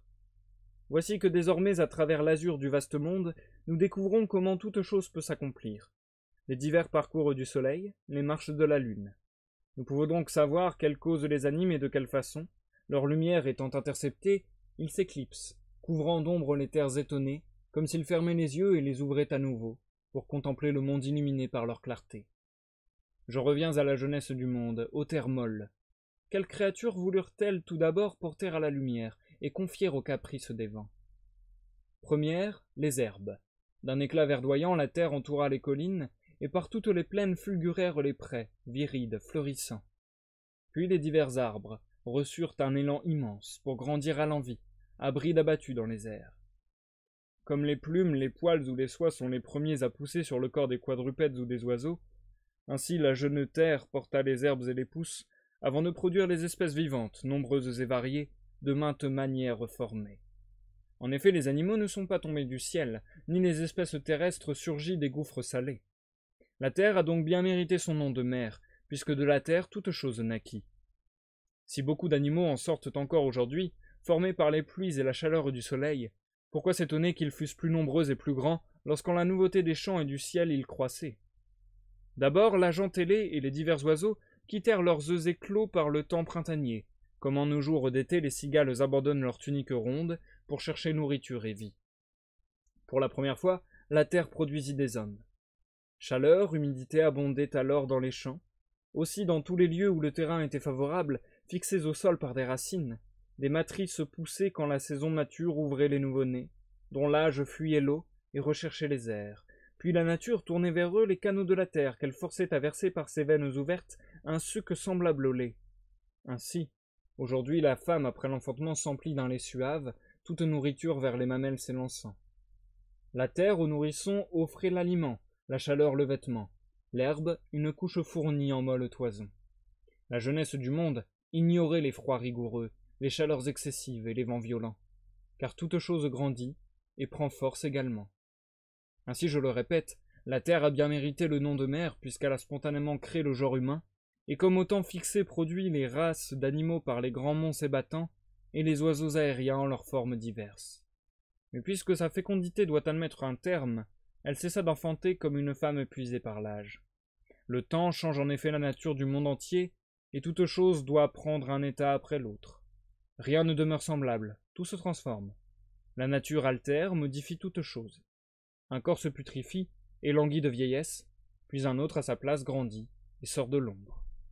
Ainsi donc, avec le temps, la nature du monde entier se transforme, et la terre prend un état après l'autre, ne pouvant plus ce qu'elle a pu, portant de nouveaux êtres. Monstres et espèces disparues. Nombreux alors furent les monstres que la terre ébaucha, étranges par leurs traits et leurs membres. L'hermaphrodite, ni homme ni femme, équivoque, à l'un et l'autre sexe aliéné, certains êtres dépourvus de pieds ou de mains, d'autres muets, sans bouche, ou sans regard, aveugles, ou bien captifs de leurs membres soudés à leur corps, et ne pouvant rien faire, ni avancer nulle part, ni éviter le danger, ni pourvoir à leurs besoins. Mais tous ces monstres et prodiges, la terre les créait en vain, car la nature interdisant leur croissance, ils ne purent toucher à la fleur tant désirée de l'âge, trouver leur nourriture ou s'unir par l'acte de Vénus. Oui, nous voyons qu'il faut le concours de maintes choses pour que les êtres se reproduisent et se propagent. Des aliments, puis des voies par où les semences génitales traversent l'organisme et s'écoulent des membres alanguis, enfin pour que la femelle puisse au mâle s'unir, des organes pour échanger et partager leur joie. Nombreuses aussi les espèces qui durent alors périr et ne purent se propager en se reproduisant, car toutes celles que tu vois respirer l'air vital, c'est leur ruse, leur bravoure, ou leur vitesse enfin, qui depuis l'origine ont sauvegardé leur lignée. Ou bien encore leur utilité nous les recommande. Nombreuses elles subsistent sous notre protection. La bravoure protégea la race cruelle des lions et les autres fauves, la ruse les renards, la fuite les cerfs. Mais ces cœurs fidèles, les chiens au sommeil léger, et toute l'engeance des bêtes de la bourre, les troupeaux laineux et les espèces à cornes sont tous confiés à la garde des hommes, Mémius. Portés à fuir les fauves, à rechercher la paix, une pâture abondante obtenue sans fatigue, ils reçoivent de nous ces biens pour prix de leur service. Mais ceux à qui la nature ne donna nul moyen de vivre par eux-mêmes, ou de nous fournir un service grâce auquel nous leur accorderions nourriture et sauvegarde sous notre protection, assurément s'offraient aux autres comme proie et butin, entravés qu'ils étaient dans leur chaîne fatale, jusqu'au jour où la nature amena leur espèce à trépas. Animaux légendaires. Mais les centaures n'existèrent pas, non. Jamais animal ne peut avoir double nature et double corps, se former de membres hétérogènes, avec des parties prises çà et là. En voici la preuve pour l'esprit le plus obtus. Sitôt qu'en sa fougue il atteint ses 3 ans, le cheval touche à la fleur de l'âge, mais non l'enfant, qui souvent encore cherche en rêve un sein gonflé de lait. Et puis quand les forces abandonnent l'animal vieillissant, quand la vie s'échappe de ses membres languides, alors enfin la jeunesse en fleurs saisit l'enfant et revêt ses joues d'une molle toison. Ne va donc pas croire que des semences d'hommes et de cheval puissent former des centaures, ne leur prête point vie, non plus qu'à des êtres sains de chiens enragés, cils au corps semi-marin et tout monstre semblable dont nous voyons que les membres ne s'accordent pas. Ils n'atteignent en même temps ni la fleur de l'âge, ni leur pleine force, ni le déclin de la vieillesse, ne brûlent d'amour semblable, ne se rencontrent en leurs mœurs, ne goûtent les mêmes joies du corps. C'est ainsi que l'on voit des chèvres à longue barbe s'engraisser de ciguë, violent poison pour l'homme. Et puisque, enfin, le feu rôtit et consume le corps fauve des lions, comme toutes les races de chair et de sang qui existent sur la terre, comment donc la chimère, à la fois une et triple, lion par la tête, dragon par la queue, chèvre au milieu, aurait-elle pu souffler l'ardente flamme de sa gueule? Ainsi donc, imaginez qu'en la nouveauté de la terre, en la jeunesse du ciel, de tels animaux aient pu naître. C'est se fonder sur l'unique et vain mot de nouveauté pour s'autoriser à débiter maintes fables de ce genre. Alors, prétendra-t-on, des fleuves d'or communément par la terre coulés, des gemmes fleurissaient les arbres, ou encore naquit un homme aux membres si élancés qu'il pouvait d'un seul pas franchir les mers profondes et faire de ses mains tourner le ciel entier. S'il y eut certes dans la terre de nombreuses semences au temps où elle commençait à produire les animaux, ce n'est aucunement le signe qu'elle ait pu créer des bêtes hybrides, mêler les membres des vivants. car les espèces qui poussent encore à profusion, les herbes, les céréales et les arbres fertiles, ne peuvent cependant se former pêle-mêle, mais toute chose procède selon son propre rite, et par une loi naturelle garde ses différences. Les premiers hommes. La race des hommes était bien plus dure dans les champs, comme il convenait aux rejetons d'une terre dure. Charpentée par des eaux plus grandes et plus solides, arrimée dans toutes ses chairs par de puissants tendons, elle ne risquait guère de pâtir du chaud ou du froid, de la nouveauté des aliments ou d'une défaillance. Maintes révolutions du soleil s'étaient accomplies qu'il menait encore la vie errante des bêtes. Nul n'employait sa force à conduire l'arère courbe, nul ne savait par le fer labourer les champs, planter les jeunes pousses en terre, ni par la faux couper des grands arbres les anciennes ramures. Ce que le soleil et les pluies donnaient, ce que la terre formait, voilà les dons qui suffisaient à calmer les cœurs. Le plus souvent, parmi les chênes et les glands, ils restauraient leur corps. Les fruits, qu'en nos hivers tu vois mûrir et se colorer de pourpre, les arbouses, la terre, les portaient alors plus nombreux et plus grands. La florissante nouveauté du monde prodiguait une rude pitance aux malheureux mortels abondance.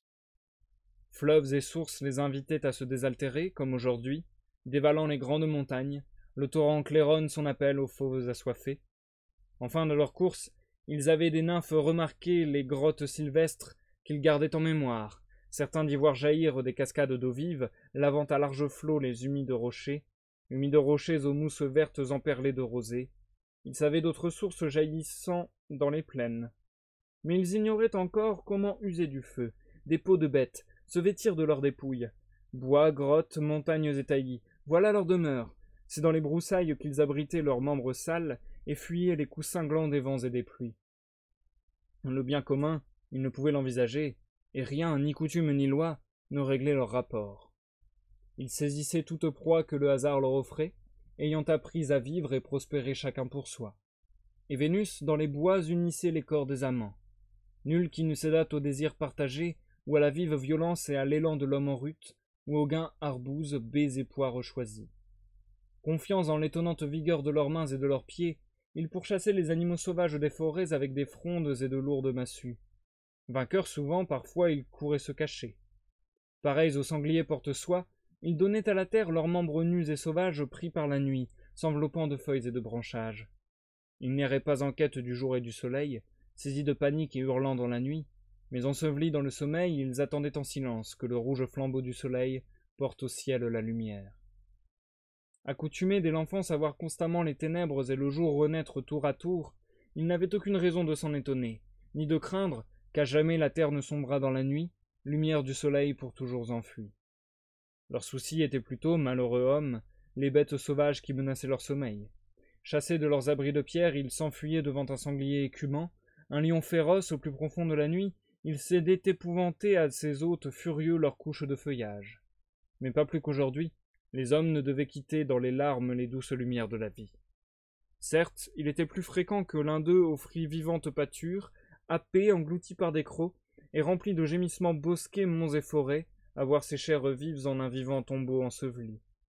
D'autres encore, que la fuite avait sauvés, corps mutilés, pommes tremblantes sur leurs plaies infectées, avec des cris horribles appelés orcus, et de cruelles convulsions les achevaient enfin, démunis, ignorant des soins qu'exigeaient leurs blessures. Mais on ne voyait pas les humains, enrôlés par milliers, en un jour livrés au trépas, ni les flots tourmentés briser sur les écueils les navires et leur équipage. En vain s'enfler, en vain se déchaîner la mer, et délaisser étourdiment ses menaces vides. Les traîtres enchantements de l'océan placide ne prenaient jamais l'homme au piège d'une onde rieuse. L'art perfide de la navigation gisait dans les ténèbres. Alors la famine livrait à la mort leurs corps épuisés, maintenant au contraire l'abondance les engloutit. Souvent par ignorance ils se versaient du poison, maintenant ils sont habiles à le donner aux autres. Puis quand ils eurent des huttes, des pots et du feu, quand la femme unie à l'homme furent connus et qu'ils se virent une descendance, l'espèce humaine commença à s'adoucir. Le feu rendit les corps frileux, incapables de supporter le froid sous le manteau du ciel. Vénus énerva leur vigueur, et les caresses des enfants fléchirent aisément le fier caractère des parents. Alors, ils commencèrent à se lier d'amitié, en voisins désireux d'éviter le mal et les offenses.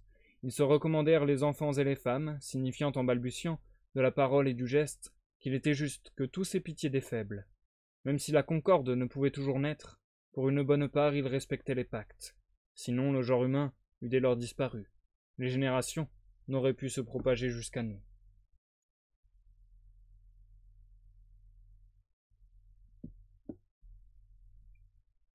Origine du langage.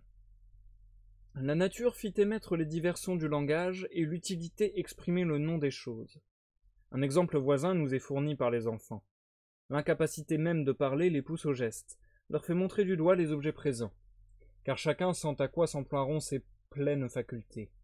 Le veau irrité menace et poursuit de ses cornes avant qu'elles ne soient apparues sur son front. Les petits des panthères et les jeunes lionceaux se battent à coups de griffes et de pattes et de morsures quand leurs crocs et leurs ongles sont à peine formés.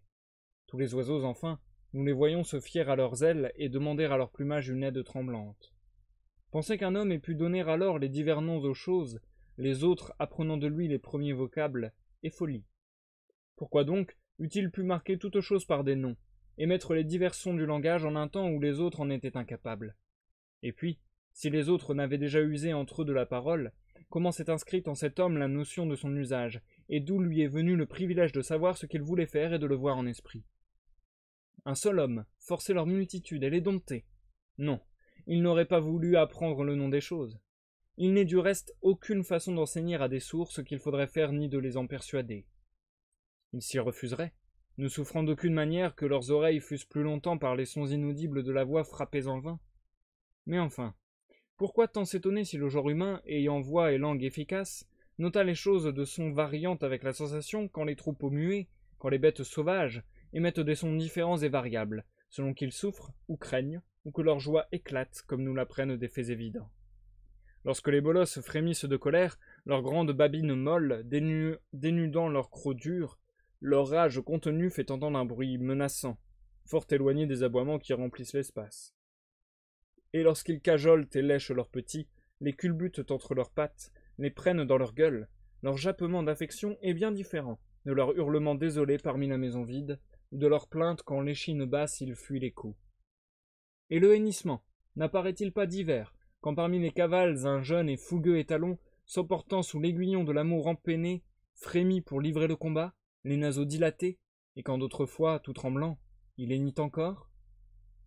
Enfin la gent ailée, tous les oiseaux diaprés, les éperviers, les orfraies, les plongeons qui parmi les flots amers de l'océan vont quérir nourriture et vie, lancent à différents moments de tout autre cri que lorsqu'ils luttent pour manger et disputer leur proie. Quelques-uns encore modulent selon le temps leur chant rauque, ainsi les corneilles centenaires, les bandes de corbeaux qui réclament, dit-on, l'eau et la pluie, parfois les vents et les tempêtes. Si donc des sensations variées poussent les animaux, tout muets qu'ils soient, à émettre des sons variés, combien il est plus normal que les hommes d'alors aient pu noter par des sons divers les diverses choses. Découverte du feu. Pour prévenir ici tes muettes inquiétudes, c'est la foudre qui sur la terre aux mortels apporta le feu primordial, d'où naquit l'ardeur de toute flamme. Que de corps voyons-nous fulgurer de flammes célestes quand un coup du ciel leur a transmis sa chaleur? Si pourtant un arbre branchu vacille sous les vents, et ployant s'échauffe contre les branches d'un autre arbre, une étincelle jaillit par le frottement violent, et parfois éclate la ferveur ardente des flammes, tandis que les branches et les troncs s'entrechoquent. Le feu, par ces deux moyens, a pu venir aux hommes. Ensuite, le soleil leur a appris à cuire les aliments, à les amollir au feu, parce qu'ils voyaient maintes choses mûrir à travers champs sous ses rayons et sa chaleur. De jour en jour, ils modifiaient leur nourriture, et leur vie par la découverte de nouvelles choses et par le feu, suivant le modèle des plus ingénieux et des plus sages. Origine des cités et de la richesse. Les rois fondèrent les premières villes et citadelles pour se défendre, et se réfugier dans ces places fortes. Les troupeaux et les champs, ils les distribuèrent selon la bonté, la force et l'esprit de chacun. La beauté et la force étaient grandement prisées. Plus tard, on inventa la richesse, on découvrit l'or, qui ravirent la palme à la bravoure, à la beauté. Car très souvent, le riche est suivi du cortège des plus vaillants et des plus beaux parmi les hommes. Or, si l'on gouverne sa vie d'après la vraie raison, la plus grande richesse humaine est une vie frugale, une âme sereine, car de peu, il n'est jamais manque. Mais les mortels se sont voulus illustres et puissants, pour bâtir leur destin sur des bases solides, et par leur opulence mener paisible vie. En vain. Pour parvenir au fait des honneurs, ils engagent des luttes qui rendent la voie périlleuse. Arrivent-ils au fait, la foudre de l'envie les frappe, les précipite honteusement dans l'horrible Tartare. Car l'envie, comme la foudre, embrase d'abord les sommets et tout ce qui dépasse l'ordinaire. Mieux vaut 1000 fois obéir paisiblement que vouloir régir le monde et obtenir le trône. Laisse-les donc suer le sang et s'épuiser en vain à lutter sur le chemin étroit de l'ambition, puisque leur goût dépend de la bouche d'autrui, leur désir de l'opinion plus que de leurs sensations, aujourd'hui et demain, tout ainsi qu'autrefois. Renversement des rois, le droit et la justice. Les rois assassinaient l'ancienne majesté des trônes et les sceptres orgueilleux gisaient donc renversés. Le brillant emblème, ensanglanté de la tête souveraine sous les pieds de la foule, pleurait son grand honneur, car on piétine avidement ce que l'on a trop craint. Ainsi, les choses tournaient à la boue et au désordre extrême, chacun voulant pour soi le pouvoir et le rang suprême. Puis certains professèrent la création de magistrats, instaurèrent le droit pour amener l'usage des lois. Oui, le genre humain, lassé d'une vie de violence, épuisé de discorde, se soumit de lui-même, d'autant plus volontiers aux lois, à la stricte justice. La colère inspirant à chacun vengeance plus âpre que ne le permettent aujourd'hui des lois équitables, les hommes prirent en dégoût ce temps de violence. La peur du châtiment gâta dès lors les profits de la vie, car la violence et l'injustice comme des raies retombent d'ordinaire sur qui les a tendues. Mener vie calme et paisible est donc bien difficile à qui viole par ses méfaits les pactes communs de la paix. Même si son crime échappe aux hommes et aux dieux, il ne peut espérer qu'il restera toujours secret. Bien des hommes, dit-on, en parlant dans leurs rêves ou dans le délire de la maladie, ont relaté et trahi des fautes depuis longtemps enfouies. La notion des dieux, la superstition. Maintenant, quelle cause répandit à travers les nations les puissances divines, remplit les villes d'autels, recueillit avec soin les rites solennels, encore célébrés dans les grands états, les grands lieux, d'où vient encore implantée chez les mortels la terreur qui fait ériger des temples sur toute la terre, et contrainte à les fréquenter aux jours de fête, il n'est pas si difficile d'en donner la raison. Alors déjà, les mortels voyaient en effet des dieux, les figures merveilleuses quand leur esprit veillait, et plus encore en rêve les corps à la taille étonnante. Ils leur attribuaient la sensibilité parce qu'ils les voyaient se mouvoir, lancer des paroles hautaines en accord avec leur beauté, leur grande force. Ils leur prêtaient l'immortalité, parce que leur visage se présentait toujours, et que sa forme demeurait, mais aussi parce qu'ils étaient si vigoureux qu'aucune force, pensait-il, ne pouvait les vaincre.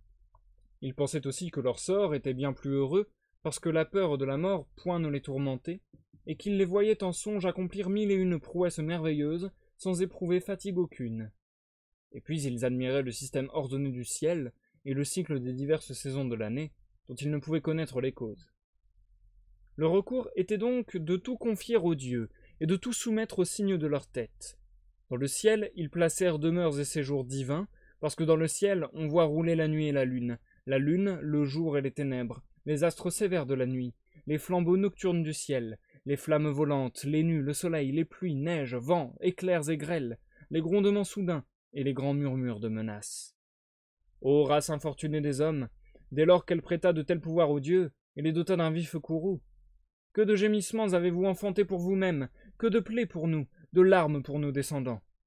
La piété, ce n'est pas se montrer souvent voilée, et tourner vers une pierre, s'approcher de tous les autels, ni se prosterner à terre, tendre ses mains ouvertes devant les temples des dieux, inonder leurs autels du sang des quadrupèdes, aux vœux enchaîner les vœux.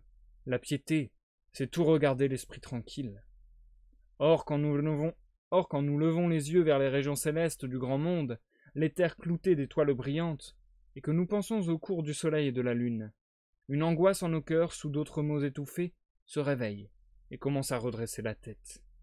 N'y aurait-il, face à nous, un pouvoir immense et divin, entraînant les rondes variées des astres candides? L'ignorance de la cause assaille notre esprit de doute. Le monde eut-il une origine? Aura-t-il une fin?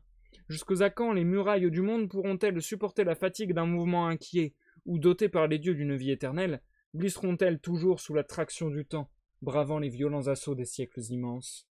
Et quel homme, par la crainte des dieux, n'a le cœur serré, tous les membres contractés de frayeur quand la terre tremble et brûle d'un coup de foudre terrifiant, et que des grondements parcourent le vaste ciel? Ne voit-on peuples et nations trembler, roi despotique frappé de craintes religieuses et tout paralysé à l'idée que pour un acte vil, une fière parole, voici désormais l'heure accablante du châtiment. Quand les vents déchaînent leur fureur sur la mer, balayant à travers les flots les puissantes légions et leurs troupes d'éléphants, le commandant de l'escadre n'invoque-t-il la paix des dieux, oui, plein d'effroi, n'implore-t-il une accalmie et des vents favorables? En vain, puisque saisi par un fort tourbillon au gouffre de la mort, il n'en est pas moins jeté. Tant quelque force obscure broie les destinées humaines, renverse sous nos yeux les glorieux faisceaux, les haches cruelles, jouées de son caprice. Enfin, quand sous nos pieds la terre entière vacille, quand les villes ébranlées tombent, menacent ruine, comment s'étonner si les mortels s'humilient, abandonnant le monde au grand pouvoir des dieux, à leur force étonnante pour qu'ils gouvernent tout. Métaux, armes et outils. Poursuivons. Le cuivre, l'or et le fer furent découverts, comme le poids de l'argent et la puissance du plomb, lorsque l'ardeur du feu eut consumé d'immenses forêts sur les grandes montagnes, soit par un coup de la foudre, soit parce que les hommes, dans une guerre sylvestre, avaient semé le feu pour effrayer l'ennemi, soit parce qu'ils voulaient, séduits par la bonté du sol, s'ouvrir de gras labours, créer des pâturages où tuer les fauves et s'enrichir de leur proie, car on chassait avec des pièges et du feu avant de savoir tendre des filets autour d'un bois pour y lancer les chiens. Bref, quelle que fût sa cause, quand l'ardeur de la flamme, dans un fracas horrible, eut dévoré les forêts en leurs souches profondes et calciné le sol, par les veines brûlantes de la terre s'écoula, rejoignant ses cavités, un fleuve d'or et d'argent, de plomb et de cuivre. Puis on vit ces métaux durcis resplendir dans la terre de leur vive couleur, et les hommes, charmés par leur éclat et leur poli, les prirent, observant que chacun gardait la forme, l'empreinte de la fosse dans laquelle il se trouvait. Alors l'idée leur vint que ces métaux fondus au feu pouvaient se couler en toutes formes et figures, être aiguisés et amincis par le martèlement, pour former des pointes aussi fines que possible, et leur servir d'armes, d'outils pour tailler les forêts, équarrir le bois, raboter et polir les poutres, ou bien encore percer, creuser et perforer. À ces fins, ils essayèrent d'abord l'or et l'argent, ainsi que le bronze, puissant et vigoureux. En vain, puisqu'ils pliaient, résistance vaincue, ne pouvant comme le bronze supporter un dur effort. Le bronze fut alors prisé, l'or négligé comme inutile, car s'émoussant et flexible. Maintenant, le bronze est négligé, l'or occupe le premier rang. Ainsi, les saisons des choses tournent avec le temps. Ce qui avait du prix perd finalement tout prestige. Une autre chose prend sa place et sort de l'ombre. De jour en jour plus convoitée, sa conquête applaudit, elle jouit d'un prestige étonnant auprès des mortels. Maintenant, il était facile d'apprendre par toi-même comment fut découverte la nature du fer, Memmius. Les anciennes armes furent les mains, les ongles, les dents, les pierres, les branches arrachées aux arbres, puis la flamme et le feu, dès qu'ils furent connus. Plus tard, les hommes découvrirent la force du fer et du bronze. L'usage du bronze précéda celui du fer, sa matière étant plus abondante et malléable. Avec le bronze, ils labouraient le sol. Avec le bronze, ils semaient le carnage et les grandes plaies de la guerre. Ils pillaient troupeaux et terres, car, à ces gens armés, tout ce qui était nu et sans armes cédait facilement. Ensuite, l'épée de fer peu à peu l'emporta, et la faux de bronze tomba en discrédit. C'est avec le fer qu'ils se mirent à fendre le sol, et que s'équilibrèrent les chances des combats. Évolution des techniques de la guerre. On sut monter en armes sur la croupe des chevaux, les guider avec le mors, batailler de la dextre avant d'affronter sur un bige les périls de la guerre, car on attelait 2 chevaux avant d'inventer le quadrige pour monter tout armé sur des chars garnis de faux. Puis ce furent les bœufs de Lucanie, corps garnis de tours, hideuses bêtes aux trompes de serpents que les Carthaginois dressèrent à supporter les blessures guerrières, à jeter le trouble parmi les grands bataillons de Mars. Ainsi la triste discorde enfanta tour à tour les moyens de terroriser les peuples humains en armes, et chaque jour elle augmenta les horreurs de la guerre. Pour ces travaux guerriers, on essaya même les taureaux, des sangliers féroces jetés sur l'ennemi. Certains lancèrent devant eux des lions puissants avec leurs dompteurs en armes, leurs maîtres féroces pour les contrôler et les tenir enchaînés. En vain, car réchauffés par le carnage et la mêlée, les bêtes furieuses semaient le trouble dans les 2 camps. Les terribles crinières s'agitaient de tous côtés, les cavaliers ne pouvaient calmer ni ramener sur l'ennemi, les chevaux effrayés par les rugissements. Irritées, les lionnes bondissaient de toutes parts, attaquaient au visage ceux qu'elles rencontraient, ou les surprenaient par derrière et les agrippaient, les jetaient par terre blessés et vaincus sous l'étreinte, crocs puissants, griffes rapaces en leur chair enfoncée. Les taureaux bousculaient et piétinaient leurs guides. Dans les flancs et le ventre des chevaux, ils plongeaient leurs cornes et raclaient la terre, menaçant. À grands coups de boutoir, les sangliers frappaient des alliés, et teignant de leur sang les traits qui se brisaient en eux, aveuglés par la rage, massacraient cavaliers et fantassins. Pour échapper à l'emprise féroce de leurs dents, les chevaux se jetaient de travers ou se cabraient au vent. En vain, car on pouvait les voir, jarres et tranchés, s'affaisser et lourdement venir joncher le sol. Ces animaux qu'ils avaient cru dompter, domestiquer, ils les voyaient s'exciter dans le feu de l'action, les coups, les clameurs, la fuite, la terreur, la confusion, incapables qu'ils étaient d'en ramener aucun. Car tous ces fauves, toutes ces races diverses fuyaient comme aujourd'hui les éléphants par une arme blessée, s'enfuient après avoir frappé sauvagement leur maître. Si tels furent les faits, mais j'ai peine à croire que les hommes n'aient pu pressentir et prévoir quel mal abominable en surgirait pour tous. Mieux vaudrait prétendre qu'il advint dans l'univers, dans les divers mondes diversement formés, que de le restreindre à quelque monde unique. Mais ils agissaient ainsi moins dans l'espoir de vaincre que pour faire gémir l'ennemi, fût-ce au prix de leur mort, s'ils se défiaient de leur nombre, si les armes manquaient. Le tissage.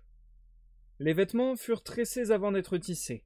Le tissage vint après le fer, la toile exigeant le fer, seul moyen de créer des instruments si fins. Baguettes et fuseaux, navettes et peignes chantants. Au travail de la laine, la nature occupa les hommes avant les femmes, car bien plus ingénieux, bien plus habile aussi est le genre masculin.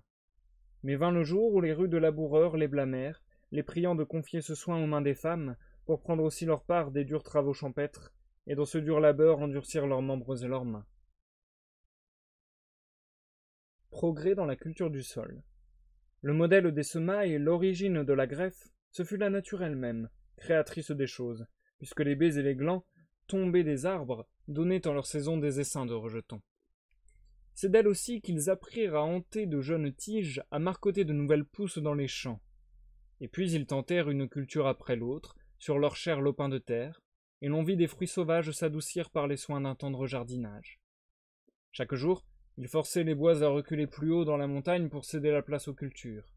Ainsi, par les monts et les champs, ils conquéraient prairies, lacs, rivières, moissons, riants vignobles, et la note bleutée des oliviers put courir par les coteaux, les vallons, les plaines s'épanchant, comme tu vois encore une charmante variété relever tout un paysage, quand il s'orne çà et là de beaux arbres fruitiers, de riches taillis alentour. Origine de la musique et des arts. On imitait avec la bouche les voix limpides des oiseaux, bien avant de savoir répéter en chantant les poèmes mélodieux qui charmèrent l'oreille. Le sifflement du zéphyr dans les tiges des roseaux apprit aux hommes des chants à souffler dans des pipeaux.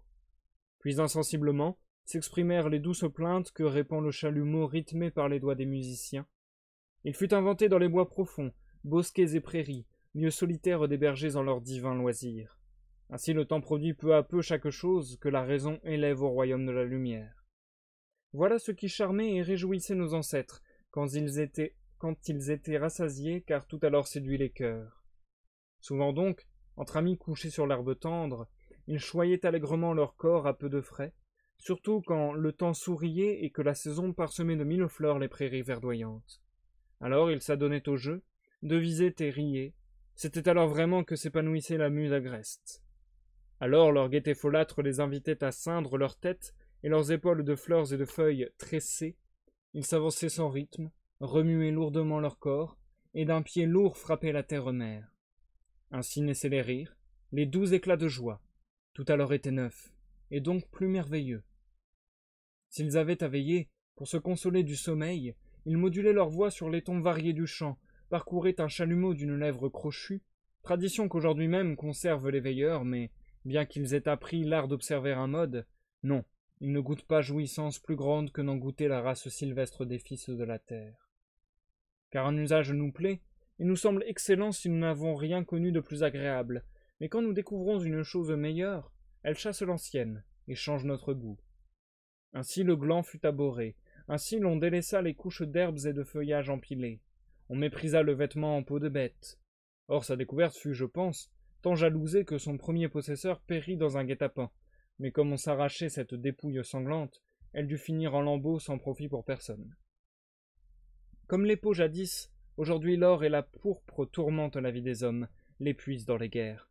C'est donc sur nous, je crois, que pèse la plus grande faute, car sans peau, nus comme ils étaient, le froid torturait ces fils de la terre, et pour nous il n'est souffrance aucune à n'avoir habit de pourpre au grand ramage d'or, pourvu que nous protège une étoffe plébéienne.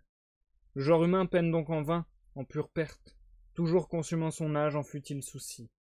C'est qu'il ne connaît pas de limite à la possession, il ne sait pas jusqu'où le vrai plaisir peut croître.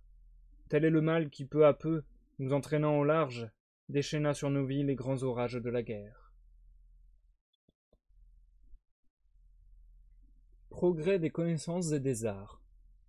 Mais ces vigies du monde, le soleil et la lune, dont la lumière parcourt la grande voûte tournante, ont appris aux hommes que les saisons tour à tour reviennent, et qu'un système régulier gouverne la nature. Désormais, ils vivaient à l'abri de tours solides, et cultivaient un sol divisé et mis en partage. Déjà la mer était fleurie de voltigeants voiliers, déjà les traités assuraient alliance et secours, quand les poètes confièrent les exploits à leurs chants. Ce n'est guère plus tôt que l'on inventa l'écriture. Aussi, les faits antérieurs échappent-ils à notre époque, sauf pour les traces que la raison nous fait entrevoir. Navigation, culture des champs, murailles et lois, armes, routes, vêtements et autres biens de ce genre, tous les réconforts, toutes les délices de la vie, poèmes et peintures, statues d'un art achevé, l'usage mais aussi l'effort et l'invention de l'esprit l'enseignèrent aux hommes suivant leur lent progrès. Ainsi le temps produit peu à peu les diverses choses que la raison élève au rivage de la lumière. Les voyant l'une après l'autre s'éclairer dans leur cœur, ils parvinrent enfin à la perfection de tous les arts. Et on en a terminé avec la lecture du livre 5, les amis. Nous passons à l'outro de ce live. Eh bien, c'était un marathon. La lecture de ce soir était très compliquée. La première partie était vraiment difficile d'accès. La seconde était beaucoup plus compréhensible. Mais bon, elle était quand même bien longue, donc c'était quand même sportif pour moi. Mais je l'ai trouvé beaucoup plus compréhensible, cette deuxième partie de lecture de ce soir. Et l'ensemble, je le trouve très sympathique, parce qu'en fait, c'est comme une histoire de l'homme en version très rapide. C'est ça qui est vraiment sympa. En fait, c'est une histoire du monde et une histoire de l'homme en version très rapide, selon Lucrèce et du coup Épicure et la philosophie épicurienne. Et je trouve ça hyper intéressant de voir comment à l'époque ils voyaient tout ça. Et de voir qu'au final, c'est assez proche de ce qu'on apprend à l'école aujourd'hui.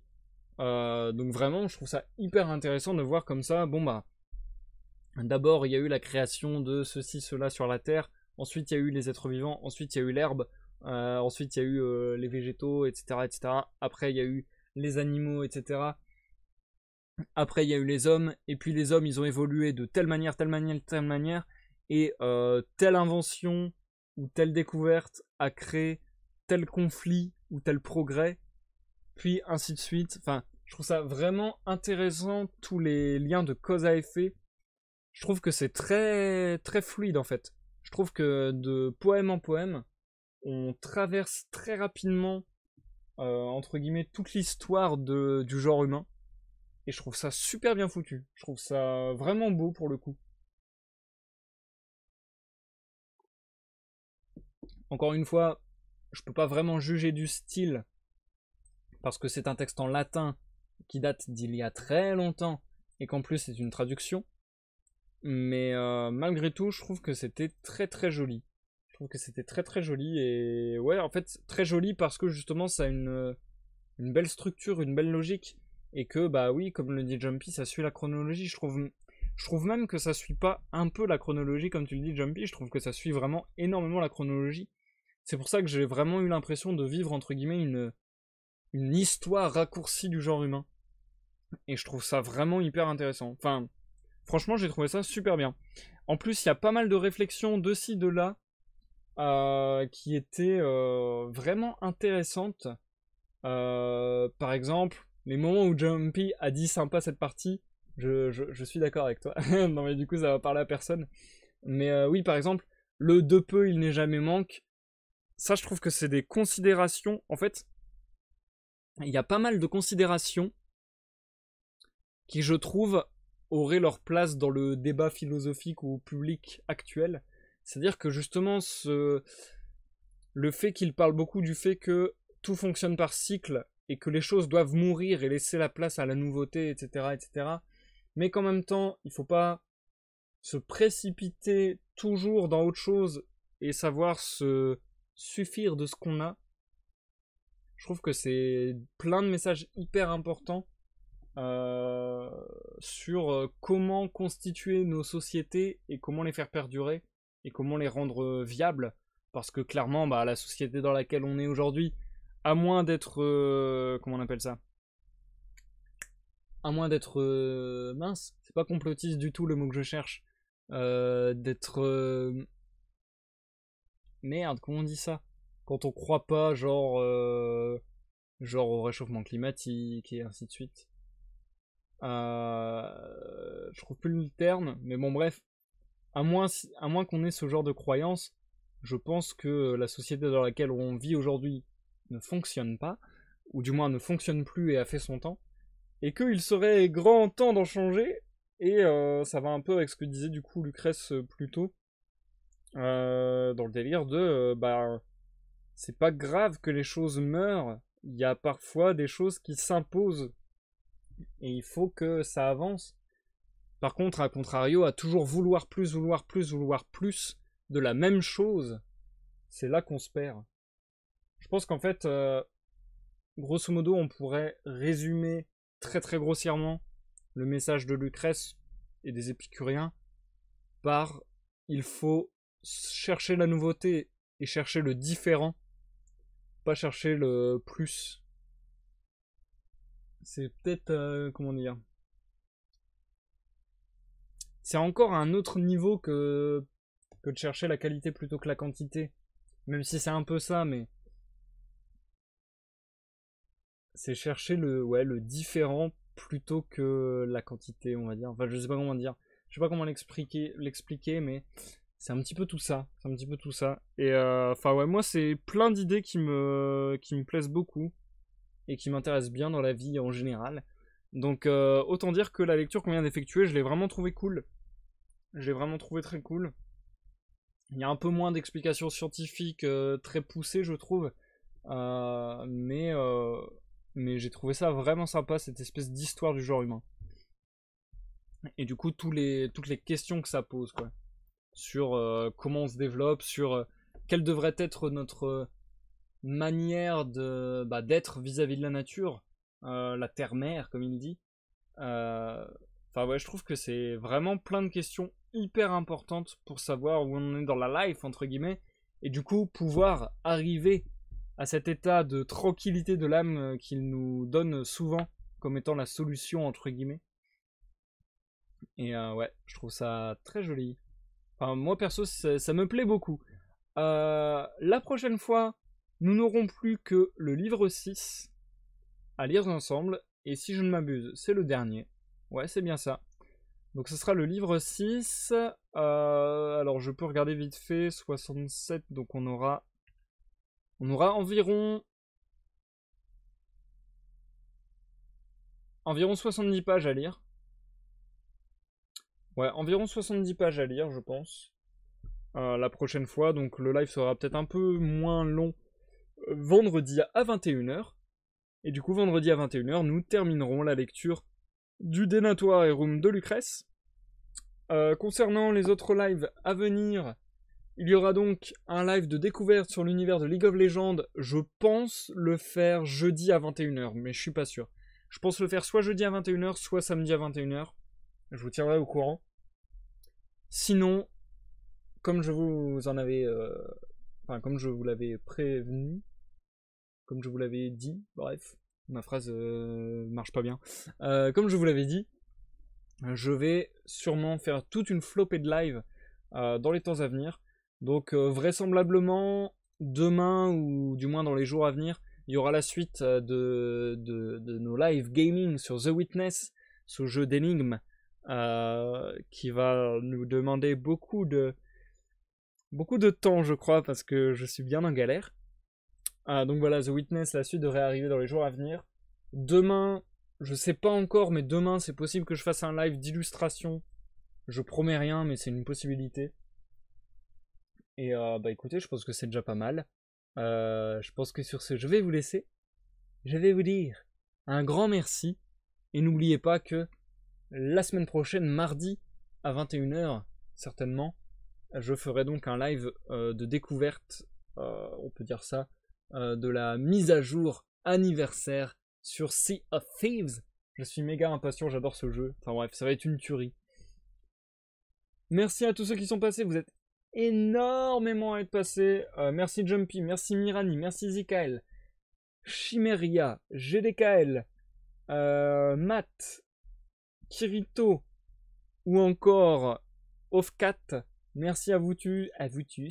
Merci à vous tous. Ça m'a fait extrêmement plaisir de voir tout ce petit monde et d'avoir interagi avec vous tous. Je vous souhaite à tous une bonne soirée, une bonne nuit, et vous dis à la prochaine pour une prochaine lecture ou une prochaine découverte. Bye bye.